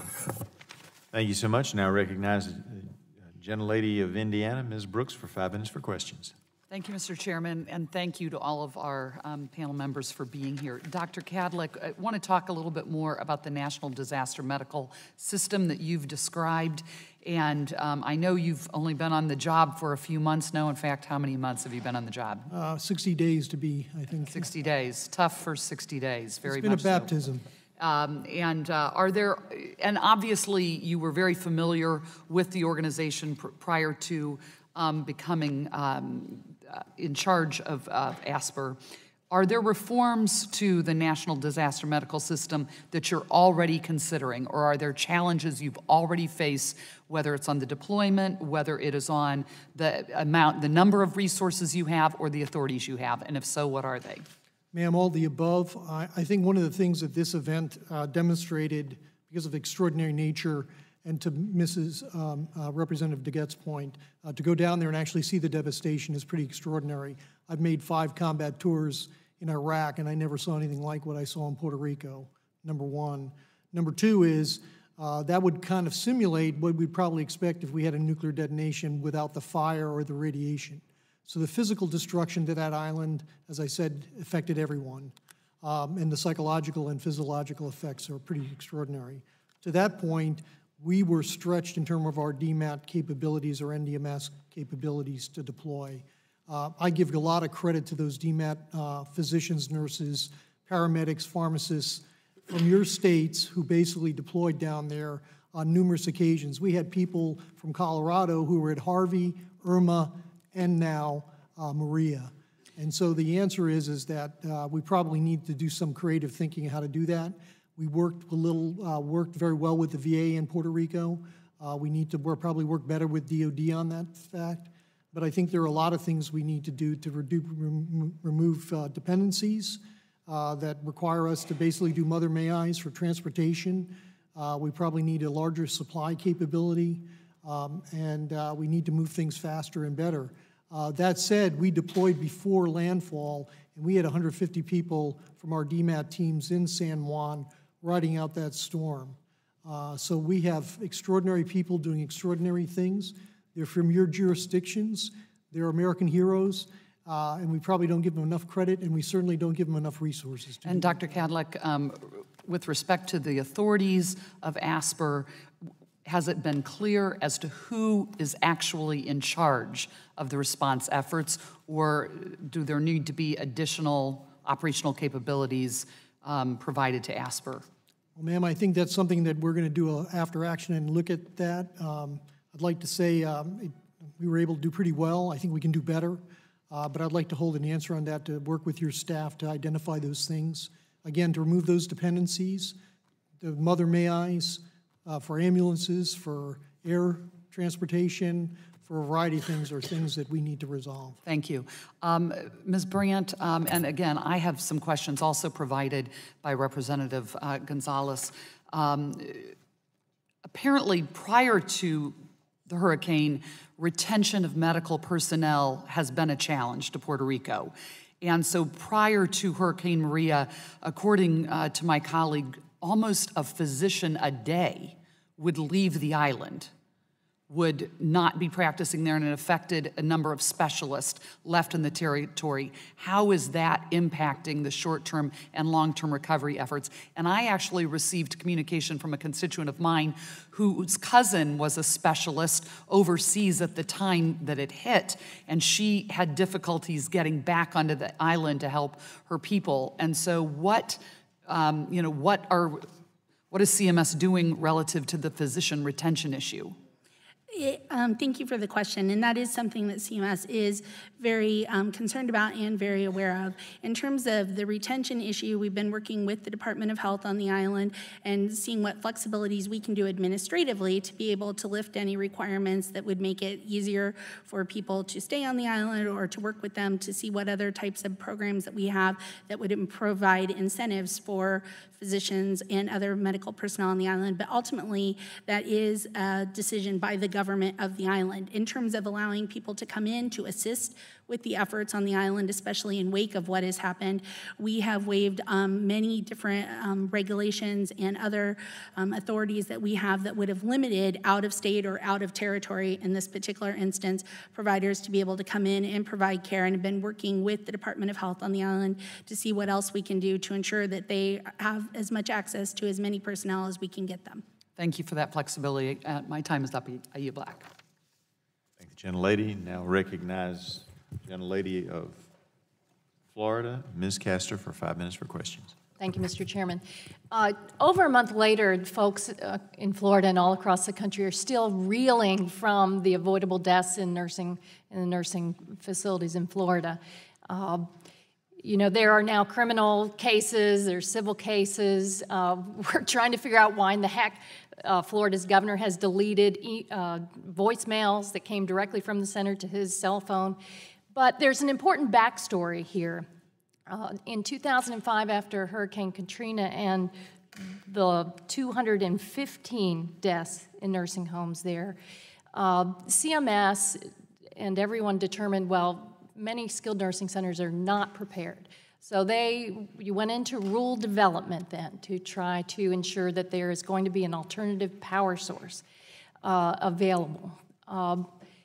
I understand that it will be November when a CMS rule relating to alternative power sources for skilled nursing centers will come into being, will become effective. Why has it taken so long, and are you confident that it will do what we need to do? And I want to recognize my colleague, Congressman Wasserman Schultz from South Florida, and thank Congresswoman Wilson in the Florida delegation that has been pressing this issue as well. Well, first of all, let me just state that from CMS's perspective, we share everyone's concern and about the tragedy that happened at Hollywood Hills. That's an event that should not have occurred. And, you know, from a CMS perspective, our first and ultimate priority is ensuring that we have patient safety and patient protection at every one of the facilities that accepts Medicare and Medicaid beneficiaries. With respect to the rule itself, to clarify, the rule went into effect last year. We will begin surveying against it in this November. So the rule actually went into effect last year. It's just that the actual surveys against it will go into effect starting next month. However, it is something that we think does go a long way towards addressing a lot of the concerns that have been raised by Hollywood Hills. But in light of the event there, we want to continue to look at it to see if we could do more. But some of the things it does that were pointed out as part of the problem at Hollywood Hills are ensuring that there is an emergency preparedness plan at every facility, ensuring that every facility has adequate backup supplies such as generators and others to be able to provide that there is a temperature of between 71 to 81 degrees within the facility and that it doesn't go beyond that. We also are working to make sure that the appropriate staff are trained so they know what to do in the case of an emergency. Based on the reports that I've read of the incident at Hollywood Hills, several of the failings that led to the unfortunate set of circumstances were that the personnel did not respond to the emergency preparedness plan. The personnel were not adequately trained on the plan, and they weren't able to take steps accordingly. And those are things that we are going to be working with to ensure that, as I said, we survey people going forward, starting in November, that's happening. Thank you, and I encourage you to do that on an expeditious basis because that time frame is not acceptable. And Ms. Brandt, health services provided under Medicaid play a critical role in how quickly families are able to recover from natural disasters. Following Katrina, the Bush administration took a number of actions to ease barriers to health insurance coverage through Medicaid. For example, CMS allowed for a temporary expansion of Medicaid eligibility in affected areas, a moratorium on eligibility redetermination, self-attestation of all Medicaid eligibility factors, and various waivers. And Congress, in the Deficit Reduction Act, acted to ensure that states were fully reimbursed at 100% FMAP. Does CMS intend to take similar actions in response to Harvey, Irma, and Maria? What exactly and what, if any, difference will there be between Puerto Rico and the U.S. Virgin Islands and the states on the mainland? So multiple parts to the question. So with respect to the self-attestation and the eligibility requirements, we have already put in place all of those same flexibilities that were in place for Katrina to allow it so that people have the flexibilities to self-attest if they don't have their appropriate documentation, if it was lost in the floods or the winds or any of the other natural disasters. So that is already taking place. With respect to the uncompensated care pools that you mentioned, that is something that we're working with the Office of Management and Budget to work with Congress on, because that is something that only Congress can address from a funding perspective. And then with respect to how the states are treated differently than the territories with respect to that, we've basically been holding them all to having the same amount of waivers and the same amount of flexibilities across the board. But one of the things that we are watching is, as has been mentioned, the number of people leaving Puerto Rico and going to the states, and making sure that we're working with the states that they're going to make sure those states are compensated for the care that they're providing to those evacuees. Good. I'll look forward to working with you more on it, and thank you to the panel. Thank you very much. And now recognize the gentleman from Michigan, Mr. Wahlberg, for 5 minutes. Thank you, Mr. Chairman, and thanks to the panel for being here. I have a few questions as well that Congresswoman Jennifer Gonzalez-Colón has asked to address, and they're important because I think they address some concerns now, but even for future consideration. The first, would it be beneficial to postpone the Medicare Advantage enrollment period to January of 2018? And I asked this of Ms. Brandt. Given that 80% of the population is without electricity and telecommunications remains largely down throughout the island, what would be your answer to that? We have been working to establish a special enrollment period for the citizens of Puerto Rico so that they have flexibility, because we recognize that many of them may have trouble meeting the current enrollment period. Okay, so that is viable? Yes. Okay. How are you ensuring that Puerto Rico has the medicine it needs? On that one, I would defer to Dr. Cadlick, because that's more of a supply chain issue. We simply pay for the prescriptions. Mr. Cadlick? So there have been several approaches to basically address medicines on the island. Probably the most important thing we did with the principal medical supplier on the island was provide them fuel to maintain their generators so they could keep refrigerated products and basically maintain their supply chain, as well as making sure their trucks had gas to deliver it. We've also been monitoring the availability or the functionality of pharmacies. There are over 700 pharmacies on the island. 92%, 93% of them are open at the present time. We have worked with mainland distributors of temperature-sensitive items to ensure that they can basically push in there. Insulin is a very big one that we have. We've worked with people, as well as with the major transporters of materials in, to make sure that those issues materials are prioritized. I'd also turn to Dr. Gottlieb, because his agency has been very influential, as well as working with mainland suppliers to bring in products. But we've been working at a variety of different ways. Our DMAT teams have caches that they take and provide pharmaceutical resupply to not only hospitals, to patients they see anywhere. We've done tailgate medicine, where we've actually I've gone into areas that are rural, remote, and have been cut off, done so by helicopter and all-terrain vehicles to ensure that we can deliver medicines to people who need them. So we've gone to a variety of different lengths, some very straightforward and some pretty exotic to do so, but we've tried to meet whatever need is out there. Okay, Commissioner Gottlieb, could you respond to that as well, especially in context with the power problems and how we're keeping up with the pharmaceuticals? The point that I'd add to the comments is just that there's a number of facilities that manufacture largely or predominantly for the island of Puerto Rico, on Puerto Rico, and we've prioritized those facilities. So in terms of how we've thought about our mission, we have prioritized manufacturers who supply critical products to the people of Puerto Rico. So there are some local manufacturers that, for example, provide sterilization services to the hospitals that fall within FDA's regulatory scope. And so early on, we worked to prioritize getting those back online. Mr. Gottlieb, one more question. It's been reported that medical oxygen production and access continues to be a challenge in Puerto Rico. Could you please update the committee both on the actions the FDA is taking to ensure that all patients and facilities that require oxygen are able to receive it, as well as the agency's actions to guard against the potential shortage of medical oxygen? Yeah, we've worked with our partners at HHS. I'm going to defer to them on this because they've played a more active role directly with these facilities. So there are two principal suppliers of oxygen on the island. Both of them are back operational on the grid right now. There was a smaller supplier and then a very large supplier of oxygen, and they were both suffered loss of electricity in the immediate aftermath of the storm.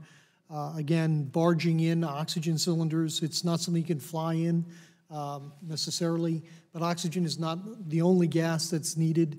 CO2, nitrogen, argon are all medical gases that are needed by manufacturers as well as the clinics out there. So we basically have been trying to move what we could. The USS Comfort, which is floating around the island on the western side, can produce oxygen, and so we were actually filling cylinders of oxygen using the Comfort's capabilities to basically provide that, as well as bring in liquid oxygen generators so that we could actually provide temporary filling. So right now, I think we're on the right side of the oxygen problem. Both facilities are operational, and I think the supply should be sufficient as we go over time, as the capacity of particularly the larger manufacturer comes full steam. Just to build on that, I'll tell you there's a number of medical product manufacturers who use oxygen and nitrogen in their manufacturing processes.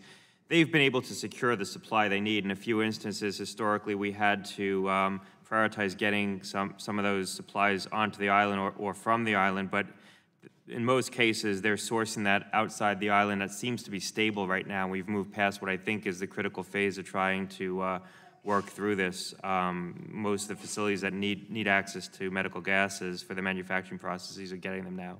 Okay. Thank you. I yield back.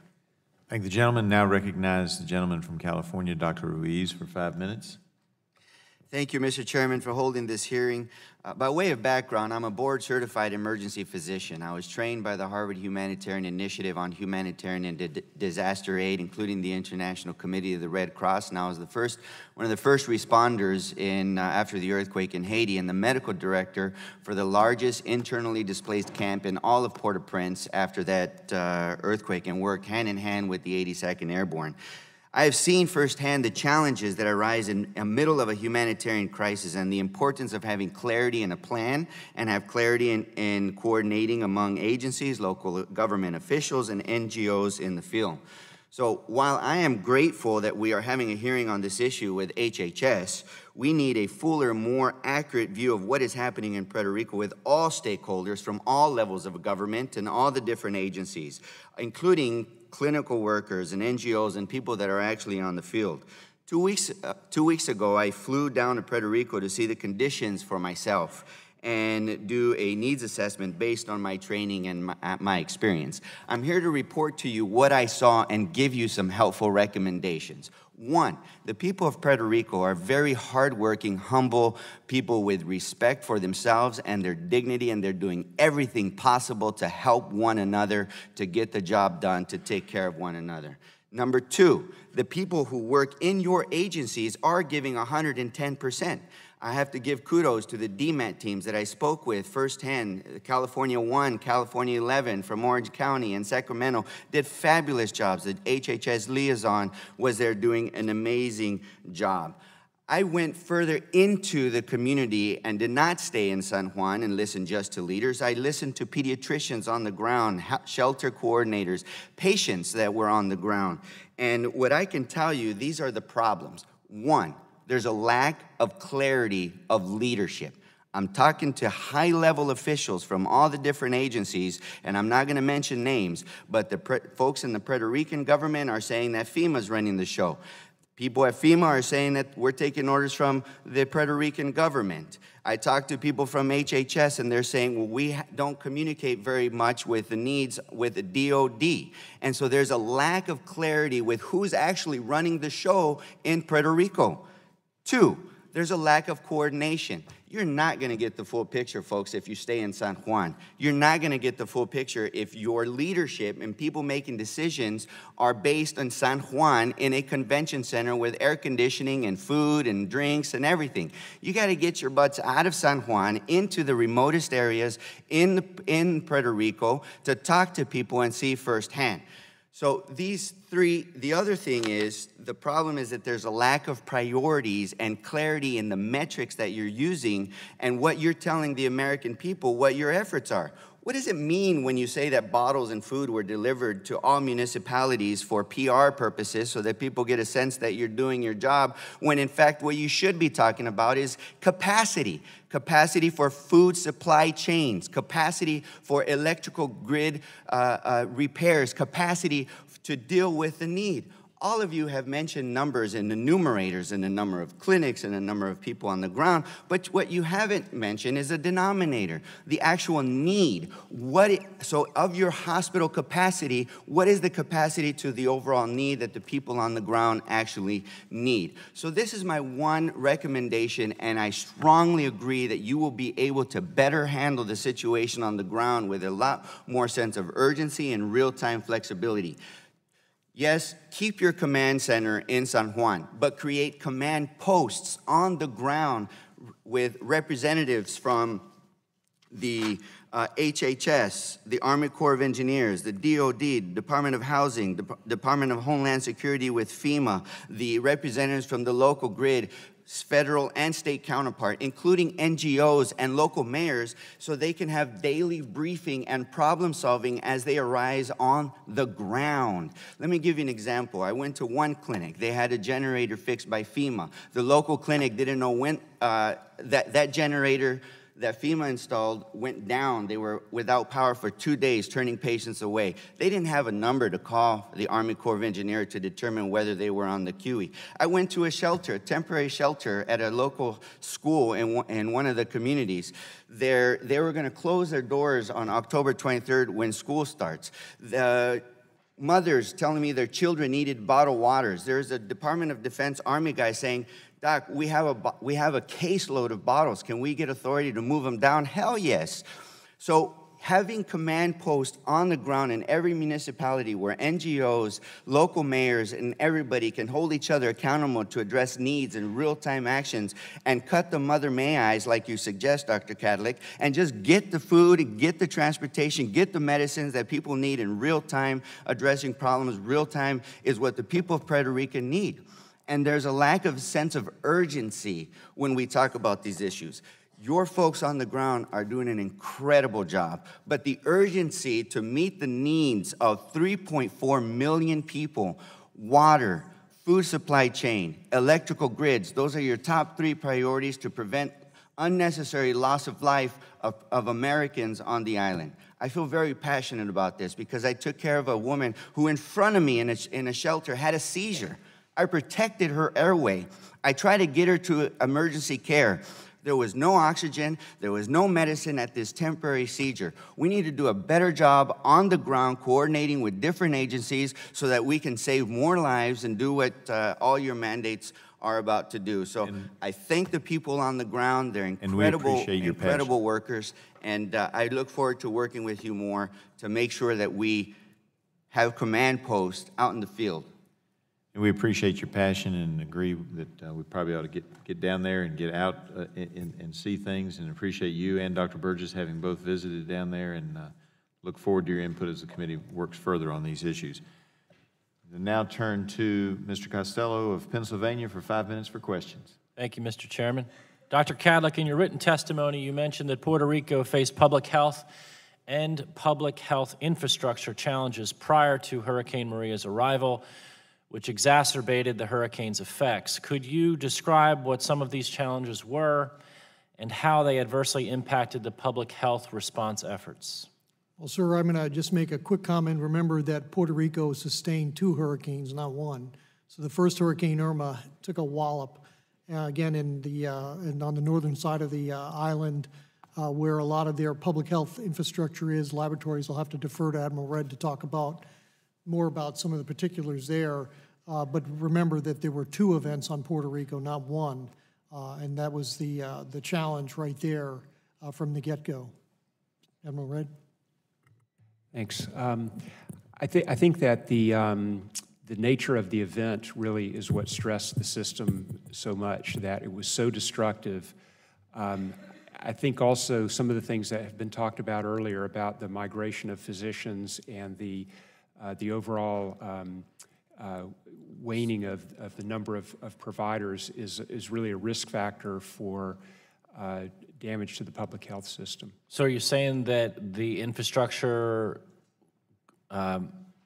was sufficient, and that even if the infrastructure was more improved than the condition that it was in, it wouldn't have mattered because the storm was so devastating? Well, I think whatever amount of destruction you sustain, it is change from what you had before. So a stronger system before an event would mean you'd have a stronger system afterward. It wasn't 100% destruction, but I guess what I'm getting, I think I'm trying to drive at, didn't mean to cut you off, was what kind of infrastructure improvements are necessary to make moving forward so that maybe a storm of lesser destructive magnitude, but still nevertheless damaging, there'd be a better response. There would be the ability to have a better response because better infrastructure was in place. Sure. Well, I think that some of the instances of damage, for example, the laboratory had been constructed in such a way that it wouldn't have sustained as severe damage if there had been a generator capability there that could have been stood up more quickly than what's going on now. Those are the kinds of things that would have been able to bring the system back online more quickly. Could I ask you to supplement your answer in writing with any additional type of infrastructure elements? Happy to do so. Thank you. Dr. Cadlick, can you elaborate on how some of the lessons learned from previous natural disasters, such as Hurricane Katrina, improved HHS's response to the recent series of storms? And see, I just said series of storms, so it was more than one. Thank you, sir. I think one of the things from Katrina was basically unity of effort to capitalize on Dr. Ruiz's comments earlier. One of the things that created the ASPR was the idea of a fragmented medical response. And so while I can't dispute the issues of field command posts, I can just say certainly and with great authority that throughout our efforts, we were trying to work very closely not only with the Department of Health in Puerto Rico, which kind of sets the requirements for what they need that we try to service and satisfy, but working across not only Department of Health and Human Services, as we show here, our solidarity with CDC, FDA, and CMS, and other entities within HHS, but across the federal government with VA and DOD. So the uniqueness of that is displayed in Puerto Rico that wasn't displayed in Katrina, where you had veteran affairs clinics and hospitals basically providing for not only veterans and their families, which is not typical, but also the general population, and doing so with combined DMAT assistance with our National Disaster Medical Service teams. So that just gives you a flavor of that. Right. I think the other part of it is the lessons learned is that we saw it in Texas and we saw it in Florida, that there are hospital preparedness grants, these grants that basically help hospitals prepare. First it was initially for hospitals, then it was coalitions of hospitals that basically were able to demonstrate communications and capabilities within those coalitions that made them more sufficient and resilient to these effects. I'll give you an example, one in particular which is pretty extraordinary, which is in Houston with Ben Taub Hospital, which, if you recall back several years ago, there were very bad floods, I think 2008, in Houston that basically flooded out a lot of the hospital infrastructure in downtown Houston. Well, they took hospital preparedness grants that you authorized and appropriated against and basically ensured that they could not only withstand flooding as they did, they developed watertight doors to basically prevent that, but also a whole set of procedures and communications that they could continue operations despite hurricanes, despite floods.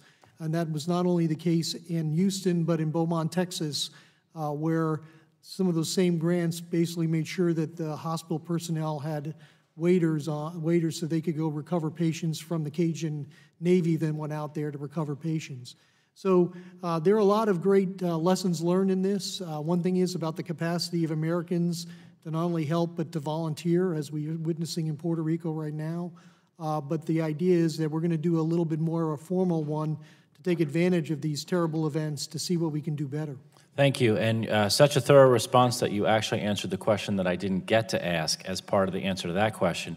Could I just ask you to supplement in writing any additional lessons learned, not an admission that you didn't do anything right, but sort of consistent with Congressman Ruiz's comments relative to what moving forward can be done in order to improve the next time a tragedy like this might occur, so that we're better prepared, because that's what we all want to do, be better. Thank the gentleman, and will now recognize Ms. Schakowsky of Illinois for 5 minutes for questions. Thank you very much.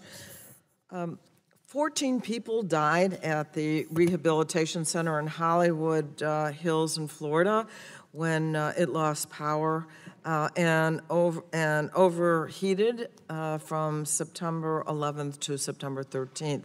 Ms. Brandt, as seniors went into distress, workers struggled to provide 911 with basic information, including the address.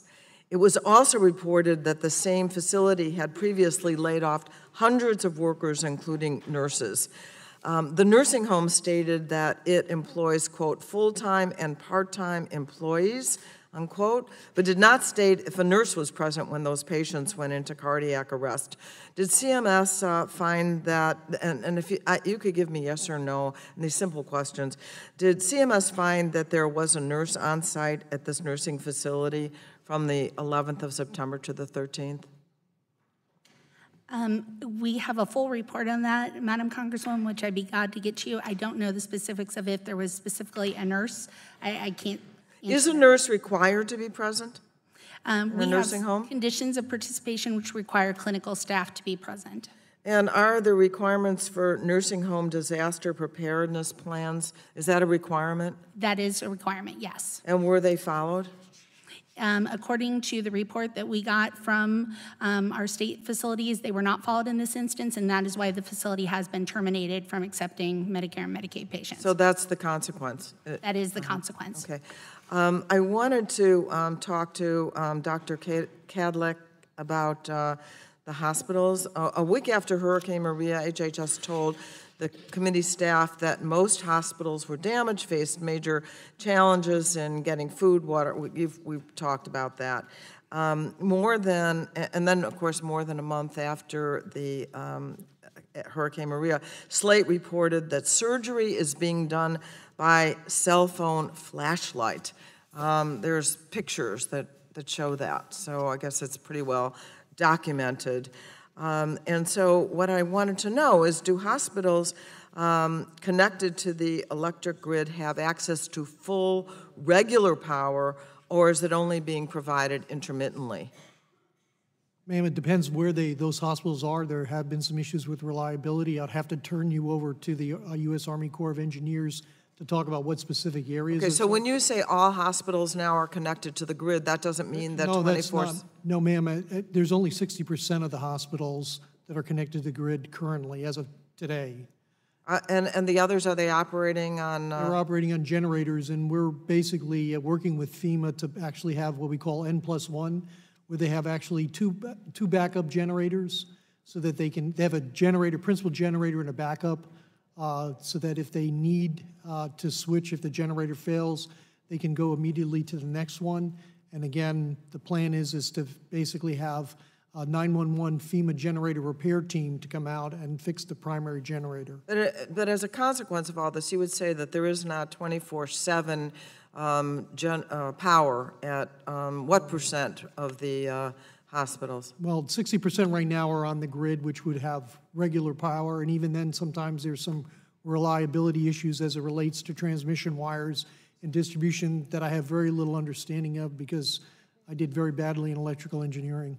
But I think the point is that there are hospitals out there that are on the grid, and even those hospitals have generator backups. Okay. I wanted to turn for a minute to the Virgin Islands, Dr. Cadlick. I understand that Hurricane Maria tore the roofs off of the two largest hospitals in St. Croix and St. Thomas. So what is HHS doing to ensure that Americans in the Virgin Islands are receiving the health care that they need? Ma'am, immediately after the storms passed, both Irma and Maria had effects on both St. Thomas and St. John, as the two, St. Croix, excuse me, where the hospitals are located. And then with the passing of those storms, the initial storm Irma, we basically set up a DMAT team with its temporary shelter there, and that was replaced with a more capable Army support clearing medical station, which is a 40-bed mini hospital that's there. And now we're in the midst of basically deploying a Western shelter assemblies, so that would allow the physicians and nurses and healthcare practitioners on Virgin Island to go back to work and take care of their patients, while the hospitals are being assessed by the Army Corps of Engineers to either be repaired or replaced. I think in the case of St. Thomas, it's going to need to be replaced.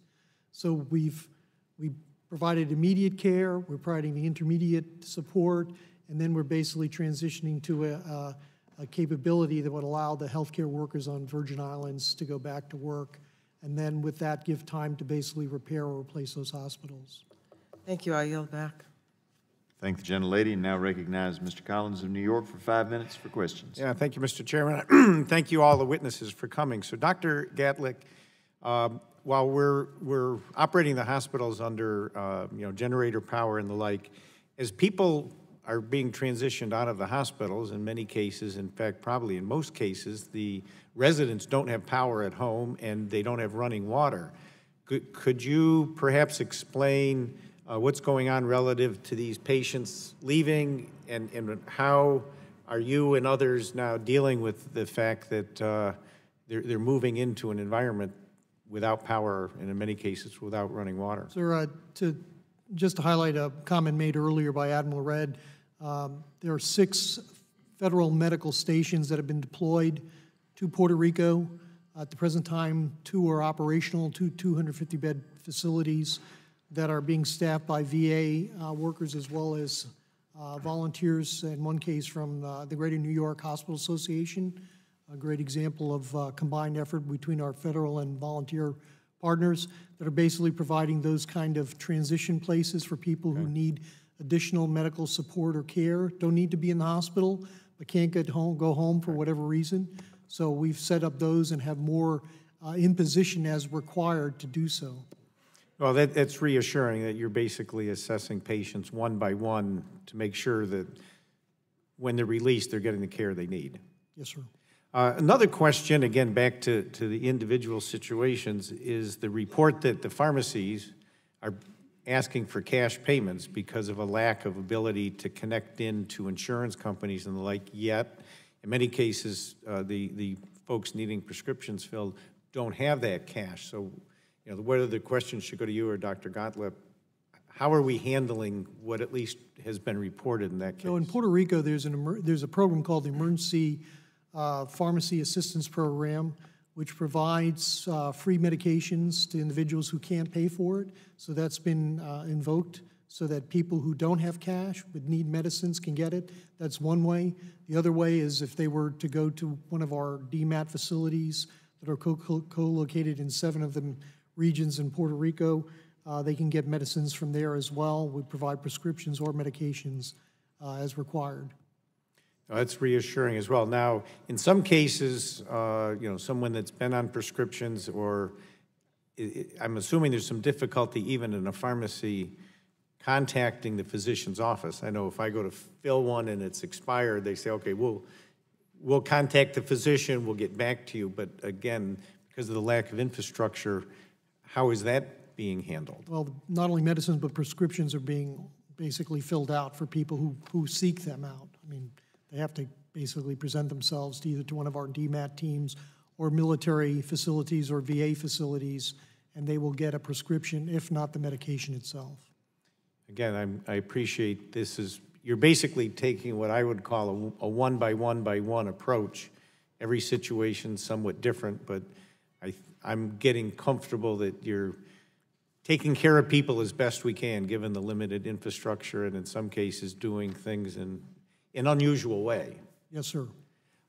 So, Dr. Gottlieb, Representative Gonzalez has asked me to ask you on the FDA issue related to food and agriculture, what would be your overall assessment, and are there cases where the FDA is granting waivers and things of that sort, understanding it's not business as usual at all?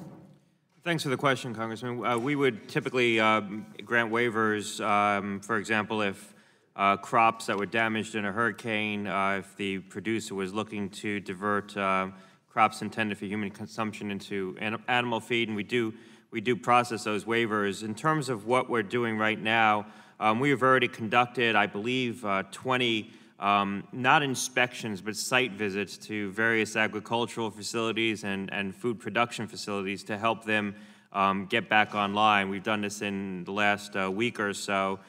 Even as our own employees down there have been devastated by the hurricane, we have about 100 employees on the island. We've conducted a total of, I believe, about 36 right now inspections of various medical product facilities and food production facilities to help them get back into production.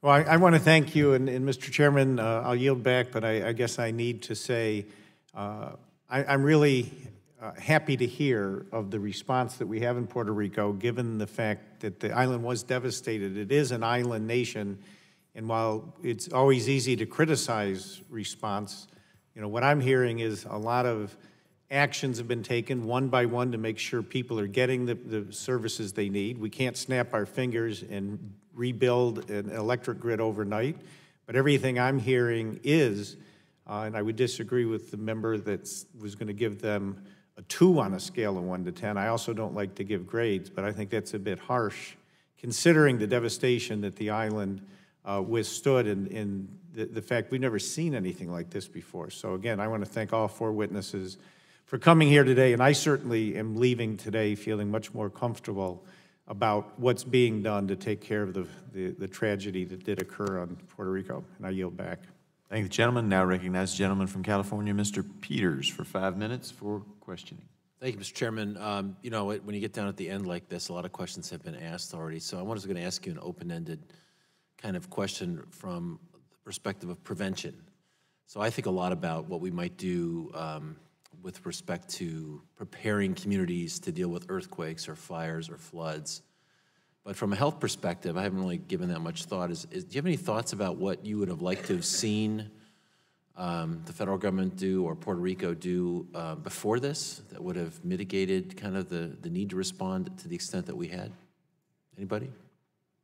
So I'll just comment that in all the 3 hurricanes, the major ones, Harvey, Irma, and Maria, that we were very aggressive in deploying our assets, people, capabilities, logistics, as far forward as we could safely. In the case of Puerto Rico, actually putting people in harm's way to be there when things happened. You can never anticipate how things will unfold.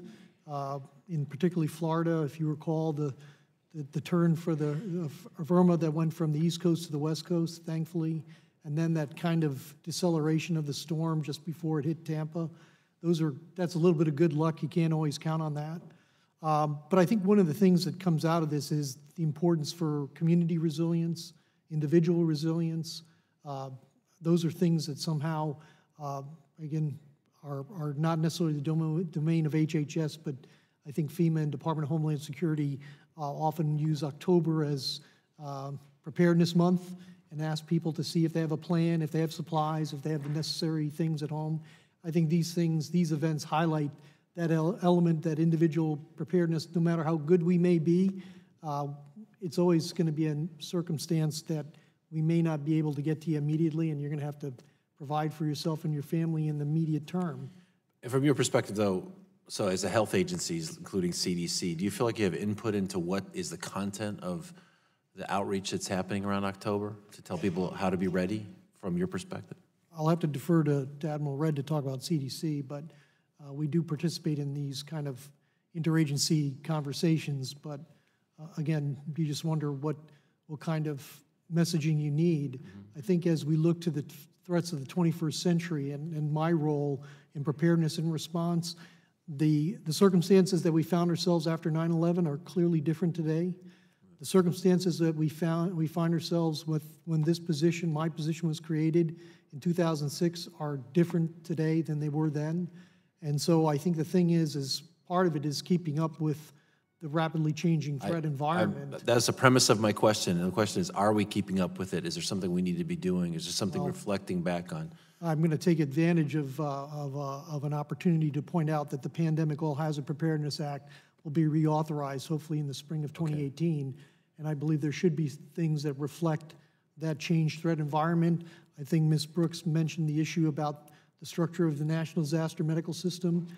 I've called for the idea of a national disaster healthcare system that would be basically built potentially on what has been proposed with a national trauma system to basically ensure that we have the capabilities the country needs to face whatever the threats may be in the future, whether they're natural or man-made. Right. Thank you. Let me turn to the Admiral real quickly. Yes, well, I think the answer to your question, I think, is different depending on the horizon. I think that certainly since 9/11, there have been remarkable improvements in our ability to respond in a coordinated, cohesive way. One comment that I'd make is that these three different hurricanes were actually very different events. That in Texas, it was really a flooding event with not very much wind damage in the most populated areas. In Puerto Rico, it was primarily a destructive wind event. And so I think what the lesson from that is that really being adaptable is a critical capability. And I think that we are continuing to get better at being adaptable to the circumstances that we're confronting. Great. I want to thank the witnesses and yield my remaining time to Dr. Ruiz. Quick, because I just have a few seconds, but the idea of peripheral field command posts, would that be helpful to better coordinate on the ground real time with all the stakeholders? Dr. Cadillac? Sir, it is, and we have that communications capabilities with our DMAT teams. So it can happen? It can happen, as it is you defined a joint. So Dr. Reed? Would that be a solution that you yes, it would, and I think just in a narrower way, from a surveillance standpoint, having hubs that could report in would be something that would be helpful to understand what the facts on the ground are. So I'm gonna highly suggest that we start doing that as well. And another metric to count is unnecessary deaths. Epidemiology, is one thing to be killed by a falling branch or drowning from the river. The other thing is to die from not having medications that they could have had if it wasn't for the hurricane. So there's a lot of unidentified bodies and there's a lot of deaths occurring. We need a better way to count how many are due primarily and secondarily from the hurricane. Thank you. Thank you for yielding back. Now I recognize the gentleman from Texas, Mr. Olson, for 5 minutes for questions. I thank the chair and welcome the chair as our new chairman of this subcommittee. And thank you for allowing me to participate in this hearing, even though I'm not a member of the subcommittee. I'm here to talk about Hurricane Harvey. In three aspects of Hurricane Harvey, I'll call them the 3 M's: mental health, mold, and mosquitoes. I moved to Texas Gulf Coast in the summer of 1972. If you were there at that time and since, and you hear of the legends of Hurricane Galveston 1900, worst natural disaster in our country's history, over 6,000 lives lost, probably 8,000 to 10,000 if you count them all. I was there for Hurricane Alicia in 2001, Ike in 2008. Harvey did more damage than those hurricanes combined. It hit us twice. Hit us once, got stopped, it came and hit us again. We faced many health challenges. The San Jacinto waste pits with dioxin were breached, leaked out in the San Jacinto River. There were chemical spills, raw sewage spills, floating walls of fire ants, toxic smoke fires that got out of control. Flesh-eating bacteria took 2 lives, one in Galveston, one in Kingwood, and a first responder in my district was infected, but beat it with heavy, heavy antibiotics. Mental health became a big issue. I saw this firsthand. I was at a school there, elementary school, hit by the tornado that hit Sienna Plantation called Scanlon Oaks. Talked to parents, school kids come to class. One young man came, very proud. The tornado hit my home, knocked out my window as I was sleeping. Mom came back and I said, man, he's doing great. And she said, no, he's not. He's greater at school. It's a great story. I beat the hurricane, the tornado. But since that hit his house, he can't sleep in his own bed. He crawls with mom and dad just for security and safety because he fears for his life after what happened with Hurricane Harvey. And that's just one example of how our kids are traumatized by these events, and also the adults. We went through days and days of tornado warning, flood warning, the whole night for 3 nights. Probably slept 4 hours over 3 days. 4 days after Harvey cleared, there was a little flash flood. Those alarms went off. People all around said, I kind of freaked out hearing those alarms again. So my question is, what resources, probably you, Admiral Red, and maybe you, Mr. Gottlieb, what resources are you providing our communities to address the mental health issues that they face because of Hurricane Harvey? What can be done for these people? Well, I'll defer to my colleagues on the panel and my role as FDA Commissioner with respect to what we've been focused on coming out of Hurricane Harvey, in addition to, there being some medical product facilities in the region. The predominant issue has been related to crop destruction and issues related to requests for waivers for diversion of crops into animal feed. And going forward, we will probably have to take some steps to help with remediation of certain fields that might have been exposed to heavy metals from the flooding. But we're primarily focused on issues related to the crops that were damaged in the aftermath of the hurricane. Thank you. Admiral Red, you have any comments on that, sir? On the mental health question in particular, I think that there are maybe 3 points. One is understanding 4 points. One is that these events are devastating and they have effects on everyone. Most of those effects are relatively short-term for most people. And I think for people, when those effects are not short-term, we need to be able to make sure that there is availability of services. Second point is really understanding the magnitude of that group of people that need long-term help. Let me think if I can remember my third point. I think that's it for me, is the 2 points. So I'll add his point, though, really quick, which is just simply that we've used the Public Health Commission Corps. They have behavioral health teams that basically be going out. They've been most recently deployed in Virgin Islands, but also SAMHSA has provided a hotline to call for people who have had it, and they've had 11,000 calls and basically can speak to a counselor on the phone to ask about their emotional issues and find some assistance and solace in that way. So there are some capabilities out there, and we've been working with, and again, it's dependent on the local authorities to basically initiate these things, but we certainly stand ready to assist where it is appropriate. Thank you. Come on, Admiral Red, you're ready for your third point. Well, actually, there may be a couple more, but let me go. talk about mold. We're working closely with the Department of Health. When there's a flooding event, structures that are flooded will become moldy. We're actually doing 3 different things in mold. One is training of responders. The other is working on communication materials. And the third thing is working with the Department of Health to investigate the potential for an increase in infections due to invasive mold. I thank the witnesses and my chairman. Also remind everybody about our region. There's one thing that unites us: beat L.A. I yield back. I thank the gentleman and now recognize gentlelady from New York, Ms. Clark, for 5 minutes for questions. Thank you so much, Mr. Chairman. I'd also just like to remind everyone that we're talking about territories that are in tropical climate and that these are tri-island territories. I hear people talk about Puerto Rico as though it's a monolith. There's also Vieques and there's Coyoba.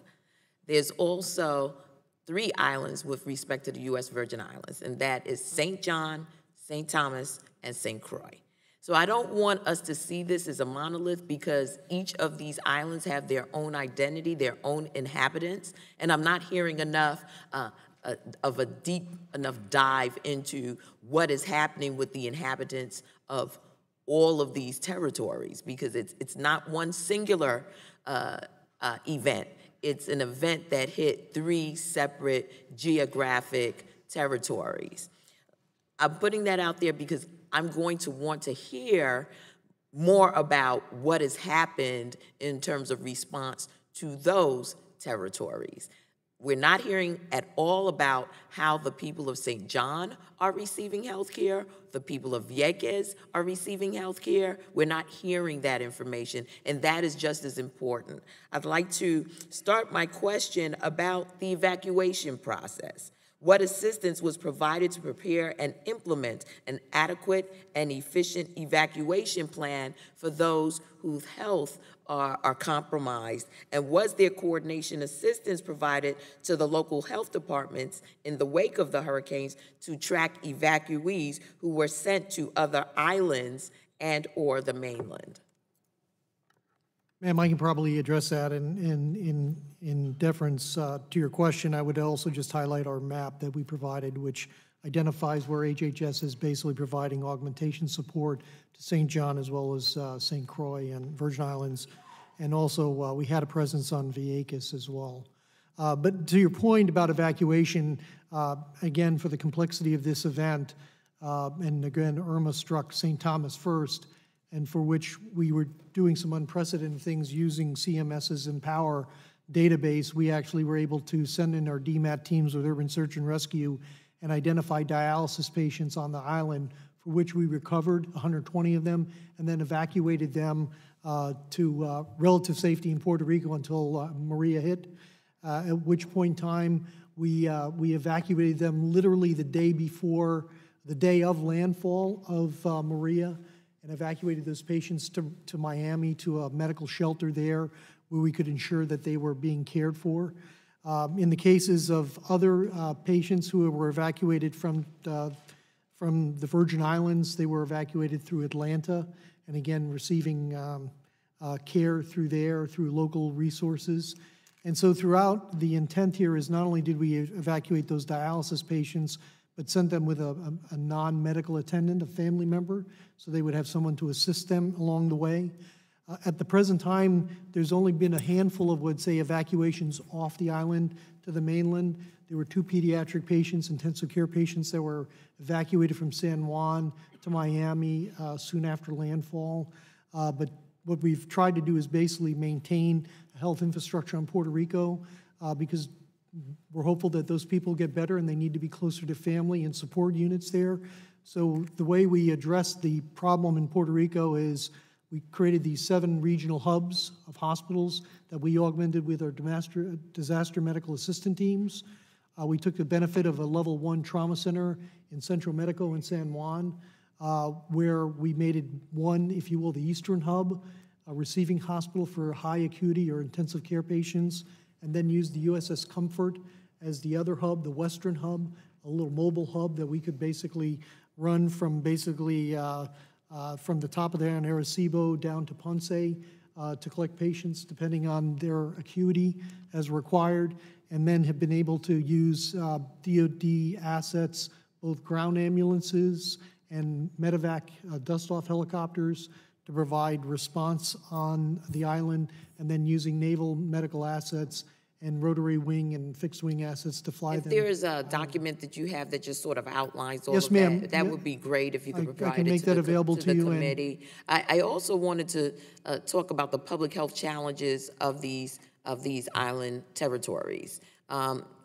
The islands will need the assistance of the federal government in the weeks, months, and years to come. What is the agency's position of the Medicaid cap as it relates to the Virgin Islands with its already limited resources? And do you support a full federal contribution as the federal government did for Katrina? And I'll defer to Ms. Brandt. Thank you for that question. That is certainly something that we are looking at, and we are exploring whether or not we would have the flexibility to do that. But the federal map is set by Congress. It's a statutory. Yeah, I'm asking about your recommendation. Right now, you have these islands, right? Island territories where, in one case, the U.S. Virgin Islands, their major employment is through tourism, right? No one's working. So are we requiring that government to come up with a match, or are we going to suspend it and do a full federal contribution as we did for Katrina on the mainland? Excuse me for not answering directly. We are pursuing that. We are working with the Office of Management and Budget to pursue that with congressional approval. Wonderful, thank you. I yield back, Mr. Chairman. I thank the gentlelady. Now recognize the gentleman from Georgia, Mr. Carter, for 5 minutes. Thank you, Mr. Chairman, and thank all of you for being here today. I appreciate your presence. I'm going to assume this goes to CMS, and that's Ms. Brandt. Can you help me here? I know the situation that exists with the nursing home situation in Florida. Are you going to now require nursing homes to have generators? Is that going to be a requirement? And can you very briefly tell me how that's going to work? Sure. We actually have an emergency preparedness rule, which was finalized last year, that is going to be surveyed again starting next month. So that's when the state surveyors go out. It requires generators, it requires emergency preparedness plans, and it requires training on a continual basis. Would there be any kind of reimbursements for the nursing homes? I spent much of my professional career as a nursing home consultant, and I can tell you they are pushed for trying to stay solvent as it is. Is there going to be any kind of help for them, or is this just another government mandate? That is certainly something that we are looking at, but I can't speak specifically to that at this time. Okay, thank you. Mr. Cadlick, there was an article in the Wall Street Journal the other day about the USN Comfort, the naval ship that was a medical ship, and how it was off the coast of Puerto Rico, but it wasn't being utilized. And I just wanted to get your input on how we could do a better job in the future of making sure, from what I understand, it's a 250-bed hospital on the water, but only 150 beds were being utilized at one time? Yes, sir. What can we do to make that better? I mean, it's costing us $180,000 a day just to have it there, and those people desperately off of Puerto Rico need help. Yes, sir. And again, to allude to Ms. Clark's question before, part of our plan was basically use the Comfort as a capability to deal with high acuity patients, intensive care unit patients, particularly in circumstances where hospitals on generators would fail, where we would need to urgently transfer critically ill patients somewhere. And so we were basically using the 50-bed ICU on the boat, sir. And we understand and appreciate that, but it seems like we could have made better use of it. And what have we learned anything? Is there anything we can do differently to make it more accessible in the future? And so we're in the midst of actually looking how we can utilize it more, except more of a stationary platform, probably berthed in one of the ports in Puerto Rico. Exactly. And make so it more accessible. And sir, that's been an ongoing conversation with the Department of Health in Puerto Rico to assess how we can use that more to their needs. Okay, thank you. Dr. Gottlieb, it's my understanding that the FDA can declare on a shortage list medications that are not available and that they can be compounded. Is that true? They can be compounded by pharmacies if they're put on the FDA shortage list? We don't typically look at the opportunity to compound as an alternative or solution for shortages. Our drug shortage staff would typically try to work to help get the approved product back in supply and might look to help source the same product from overseas manufacturing facilities that might be inspected by FDA. It is the case that in certain situations you might see practitioners go to approved compounding facilities that are compounding within the confines of the statute to source certain products. Okay, so you're actually increasing access to alternative medications? Is that what you're trying to do? We've taken it, thanks to some of the new authorities that Congress gave us with respect to our drug shortage staff and our ability to identify shortages further out from the actual occurrence of a shortage. We've been taking steps to try to mitigate the shortages that have occurred, but also situations where we see the potential for products to tip into shortage. So we're looking out typically 1 to 2 months for what we think could potentially happen if production doesn't resume, and taking steps to, for example, move temporarily certain manufacturing out of facilities that might be damaged or not up to full production to facilities in other markets that could help supply the U.S. market. Okay. I would ask you, as you continue on your process for the Memorandum of Understanding dealing with compounded medications, that you would take in consideration natural disasters and that there would be exceptions put in there where compounding pharmacies could be utilized so that they could get those medications to those patients in the case of natural disasters such as this. And we'd be happy to work with Congress on that as well. It might be something more appropriately addressed in statute, but I certainly look forward to working with you on that. And I'll be glad to work on that if it needs to be addressed in the statute. One final question I'll just ask you, Dr. Kotlev. Is the CDC supporting vaccinations to prevent leptospirosis? Well, I would defer to my CDC colleague. Okay, excuse me, I'm sorry. There's no vaccine for leptospirosis. There is no vaccine for that right now? No, it's What about treatable. treatment for it? There is it's very treatable. It works better the earlier the disease is identified, so earlier treatment is more effective. Is that being supplied to Puerto Rico now? It is. The antibiotics that are used for treatment they're not pretty common? Yeah, they are. They're not anything special. Okay. Penicillin, tetracyclines. Okay. Great. Well, tetracycline's not available as much as it ought to be. Depends on which variety. As Dr. Gottlieb will attest, unless you're getting it for fish tanks. Nevertheless, I'm serious. Nevertheless, it is a problem. But thank you very much, and thank all of you again. And I yield back. Now recognize the gentleman from New York, Mr. Tonko, for 5 minutes for questions. Thank you, Mr. Chair. As ranker on the Subcommittee of Environment that reports to the Standing Committee of Energy and Commerce, I've made clean drinking water a major effort, a focus that I'm very appreciative the committee is responding to. We've recently reported a bill from Subcommittee and then Standing Committee. So therefore, I want to address that concern, clean drinking water. There are many reports about a lack of safe drinking water in Puerto Rico. Unfortunately, neither FEMA nor the EPA is before us today. So, Dr. Redd, I'm hoping that you might be able to share some insights into the water situation in Puerto Rico and the Virgin Islands.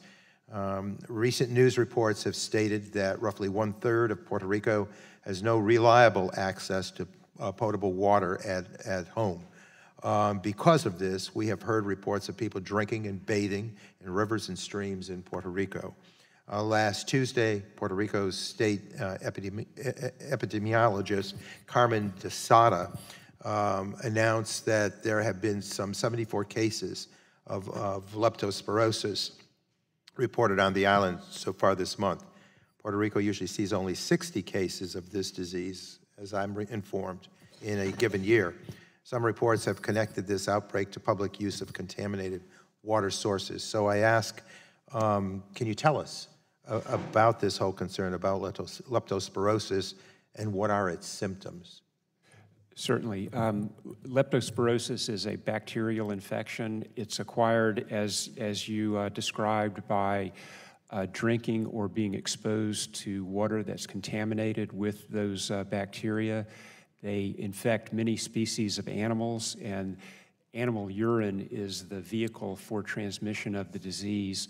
So situations where there's a shortage of potable water or exposure to floodwaters that are contaminated with the bacteria are the settings for exposure. We're working closely with the Department of Health in Puerto Rico to confirm or to determine whether those suspected cases actually are cases.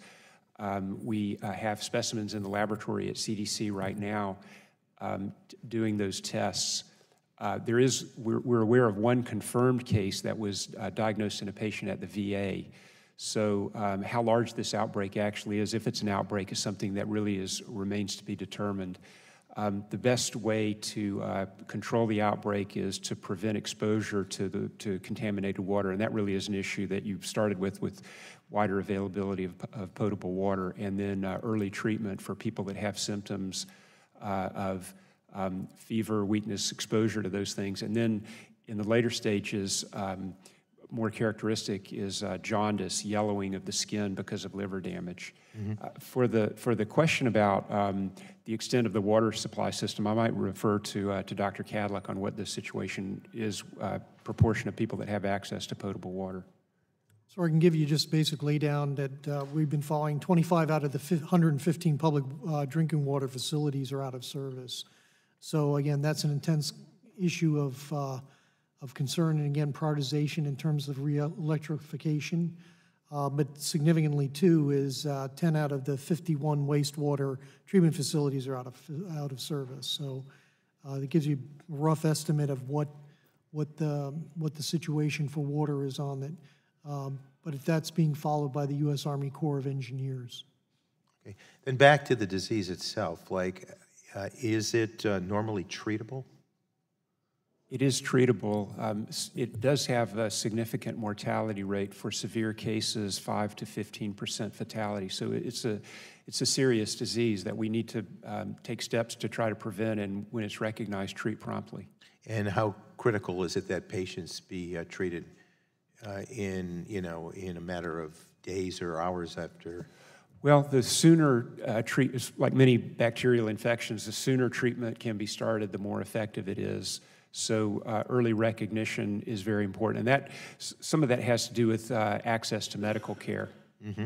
And are there any other diseases or hazards associated with drinking and bathing in rivers and streams, particularly after these heavy rains and floodings that we saw in Puerto Rico? Are there other health concerns? There are, and the conditions that can cause gastrointestinal illness are going to be more common in floodwater, wastewater that has sewage in it. There are also skin infections that could be more common when people become exposed to that. So really, it's a variety of diseases, as well as something that's been alluded to earlier, the inability to wash hands, do things that will have many other beneficial effects. Thank you very much. I yield back. I thank the gentleman and appreciate everybody bearing with me. I am going to reserve to go at the end, but now recognize Mr. Bill Arrakis from Florida for 5 minutes for questions. Thank you. Thank you, Mr. Chairman, and I thank you for allowing me to sit in on the subcommittee. Secretary Gadlick, does the hospital preparedness program currently allow states to use grant funds to help defray costs associated with procurement and maintenance of generators for assisted living facilities and skilled nursing facilities to support the development and sustainment of regional healthcare coalitions? So the way the grants are structured, it is principally for healthcare facilities and for coalitions thereof. So as part of a plan of a coalition, that could be considered as part of it, but we don't dictate that as being part of it. We're looking at to identify how these hospitals and hospital systems can become more resilient. But in fairness to your question, sir, if I may get back to you on that, I can give you a more fulsome follow-up. Please, that's very important. Yes, sir. To see whether it's permissible. Because again, in our area, there are small, nursing facilities, but also ALFs that do not have generators, and that's a priority, and that's what I'm concerned with. Sir, I'll get back to you. Maybe they have 10 patients or less. and we've got to make sure they have the generators to back up. Ms. Brandt, last Friday, the committee sent a bipartisan letter to the owner of the rehabilitation center at Hollywood Hills in Florida, raising concerns, again, about the nursing home in Florida, where 14, I'm sure you're aware of this, 14 residents eventually died after the facility lost air conditioning in the wake of Hurricane Irma. There was apparently a fully functional hospital across the street. Unbelievable. And according to the Florida Agency for Healthcare Administration, the facility administrator and medical professionals didn't know to call 911 in an emergency. I can't understand this. What's wrong with these people? How could a nursing home be so unprepared for a medical emergency that 14 residents lost their life, especially when there's a hospital across the street? Can you answer that question, please? Well, thank you for the question, sir. And as you're aware, Hollywood Hills has been terminated from participation in the Medicare and Medicaid programs. We make patient safety our #1 priority for the residents of all of our Medicare and Medicaid facilities, and this was a complete management failure at Hollywood Hills, which is why they were terminated. They did not meet our conditions of participation for keeping the temperature at a reasonable level. They did not provide adequate care to the patients. As you mentioned, there was a hospital right across the street, which they could have availed them. So they had several levels of what we call immediate jeopardy for patients, which is why they were terminated. Okay, now who's ultimately responsible for their safety? In terms of the patient safety, the facility has the responsibility, and the management of the facility has the responsibility to ensure that they are meeting emergency preparedness requirements, that they are providing adequate care to the patients, and we survey and hold the facilities accountable to those requirements. Okay, that's very important, the accountability, obviously. The supervision is so important. What can CMS do to ensure a tragedy like this never happens again? Well, one of the things that we have done, as I've mentioned in my opening statement and in the written testimony, is that we have instituted an emergency preparedness rule, which requires that facilities have an emergency preparedness plan, that they train on that plan and make sure all employees are aware of it, and that they have adequate backup in place to allow, you mentioned the discussion of generators and other things, to ensure that they have adequate power supplies and other things to ensure that patient care can be provided, and that they have a plan for where the patients can go if it cannot be provided. Well, what about Puerto Rico now? I understand that there are nursing homes operating without air conditioning, and people are very unsafe. Who's responsible for this? Who's supervising this? Is it CMS, HHS? And obviously it's unacceptable. Can you respond to that? Well, so in situations like in Puerto Rico, where you have an almost unheard of position where you have no water, you have no power, you have really no ability to provide it, we work with all of our partners, Dr. Cadillac and the ASPR team, as well as the FEMA teams, and everyone on the ground works with not only federal and state, but also the territory officials in Puerto Rico to pull together to get patients to a safe place. If they don't have the ability to provide that care, then we work together to get them transported to a safer place, such as the evacuees that Dr. Cadillac was talking about earlier from the Virgin Islands. Thank you very much. I appreciate it, and I'll yield back, Mr. Chairman. I thank the gentleman for yielding back. Now recognize the Mr. Green, the gentleman from Texas, for 5 minutes. Thank you, Mr. Chairman. And coming from the Houston area, again, a very urban area, I heard today that we had our second death from flesh-eating bacteria in Galveston County. We had one that's to the south of us where I am at, but also to the north we had a 77-year-old lady in the Kingwood area up in Congressman Poe's district pass away. We have some great medical facilities, and that gentleman was actually at UTMB, which is because it's infectious disease. Has that been prevalent in Puerto Rico or Virgin Islands? Because I know we have a lot of standing water, or at least we did have. And I'd like to ask, is the CDC? I'm not aware of cases that have occurred in the other hurricane-affected areas. The condition that you're describing is pretty infrequent in the U.S., about 600 to 700 cases per year. over the last 4 or 5 years of that disease occur. So it's not common, but the exposure to floodwaters is a risk factor for that condition. Okay, thank you. Hurricane Harvey created so many serious environmental and public health issues, including evidence of compromised Superfund sites and toxic spills, chemical fires, and high levels of air pollution.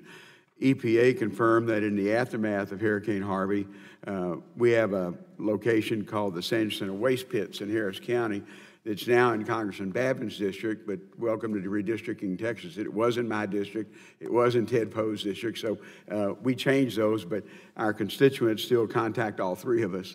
The analysis found that there was concentrations of 2,000 times higher than the level in which the EPA required a cleanup.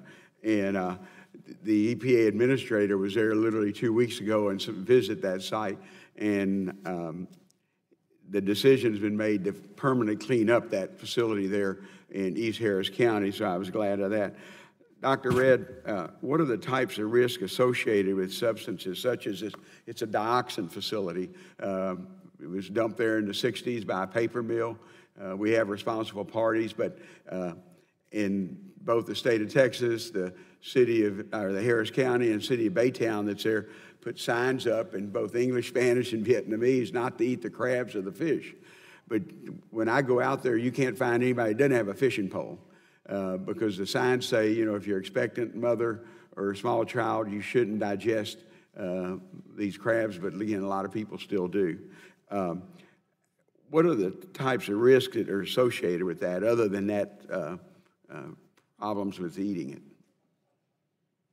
I'd like to respond to that question in follow-up. I don't want to say anything that's incorrect here, and I think especially with the levels that we're seeing in that setting. Okay. Like I said, the decision's been made to clean it up, but my concern is a lot of my constituents who go out there and fish and crab, and I keep explaining to them, you need to pay attention to those signs. According to the Houston Health Department, there were millions of contaminants in floodwaters covering most of the city. Arsenic, lead, heavy metals, and floodwater sediment also were repeatedly found. Dr. Redd, following Hurricane Harvey, what role did the CDC play in warning affected communities of possible waterborne risk and other public health risk? So in general, in that part of the response, we were working in support of EPA.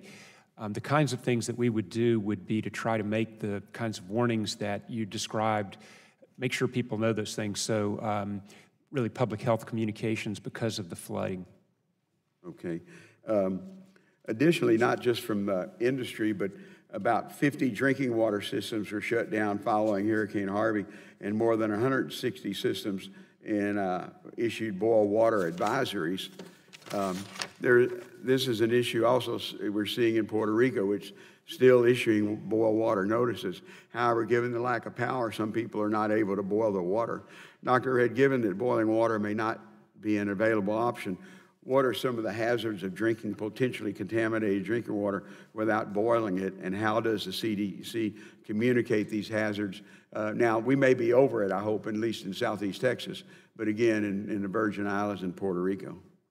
So the hazards that one would be exposed to drinking water that could be contaminated with sewage would be the things we've talked about before: gastrointestinal illnesses, the inability to do hand hygiene that prevents a lot of other diseases, and if there's a Superfund site contamination, exposure to some of the materials in those waters. I think that this, just to bring back one other point, that's one of the reasons that having the public health laboratory in Puerto Rico online again is so important, is so that that testing can be done, and when water is safe to drink, it'll be easier to confirm when that testing's available. Thank you, Mr. Chairman. I know I'm out of time, but you know, every year the upper Texas coast, I mean, every 7 or 8 years we get a hurricane or a tropical storm, so you know, hopefully it'll be that long a time, but are we learning any lessons from Hurricane Harvey, both in Southeast Texas, Louisiana, that could be applied in Puerto Rico or Virgin Islands now, or hopefully we're learning to be better prepared, particularly for our water systems, because when they shut down, you know, that's really a human need that we have to have. And Dr. Cadlick, if you had mentioned that. Thank you, Mr. Chairman, for letting me run over time. I appreciate that, and thank you. That being said, I now recognize myself for 5 minutes, 5 questions. And this will be the end, so you're almost done. Dr. Gottlieb, black mold. All of the areas that we've talked about, everybody knows there's going to be some black mold issues, but here's one of the issues that I'm not sure most Americans know. What are the symptoms? Because obviously, if you see it, you're going to do something about it or try to do something, but oftentimes it's a hidden concern. So what should people be on the lookout for? You want to take it? Probably defer to CDC if that's... All right, that's fine. Yeah, you're absolutely correct, Chairman, that flooding leads to mold contamination. There are 2 different hazards from exposure to mold. One is the worsening of allergic conditions, and that can be quite serious in the case of somebody that has asthma that's sensitive to mold. The other is, particularly for people who have weakened immune systems, infection from mold that also can be very serious. But how are they going to know? I mean, I recognize the seriousness. What are they going to be seeing? Well, I think when building materials have been damaged, I think if mold can grow on it, it will. And so really it's a question of remediation. In other words, for porous surfaces, removing those surfaces and rebuilding, and for surfaces that aren't porous, cleaning them. That's the guidance in those areas is what CDC has been providing, working with the Texas Department of Health. All right. I guess I'm concerned is if you don't see it and you don't know it's there. I mean, I know that you're going to start having some rasping, particularly if you have asthma, but what if you don't, or what if you don't know about that? I mean, isn't that one of the first ways you tell you start having some chest congestion? And well, I think if for areas that have floodwaters, you can tell where that flood water has been, and just then you needs just to be do the removed. remediation. All right. Dr. Cadlick, it's been a month. We have any hospitals in Puerto Rico that are not accepting patients? Sir, there are about, if I remember correctly, about 3 that were closed. So there are some that have been that aren't physical damage to the point where they could not accept. And the ones that are open, are any of them refusing to accept patients? So on a daily basis, I don't know what their census are, but it could be the circumstance where they divert patients. So I can't give you an affirmative answer. But if We've talked about dialysis before. Any other specialized treatments that are currently unavailable at various hospitals? Well, sir, dialysis is available through the 46 or the 48 clinics on the island. Depending on the hospital, there may be some services that are not available, so I can't give you affirmative. If I can take that for... Let me ask you this, are they still, because I read a report somewhere that even though dialysis was available, they were cutting short the treatment time period from what it normally would be. Is that still the case?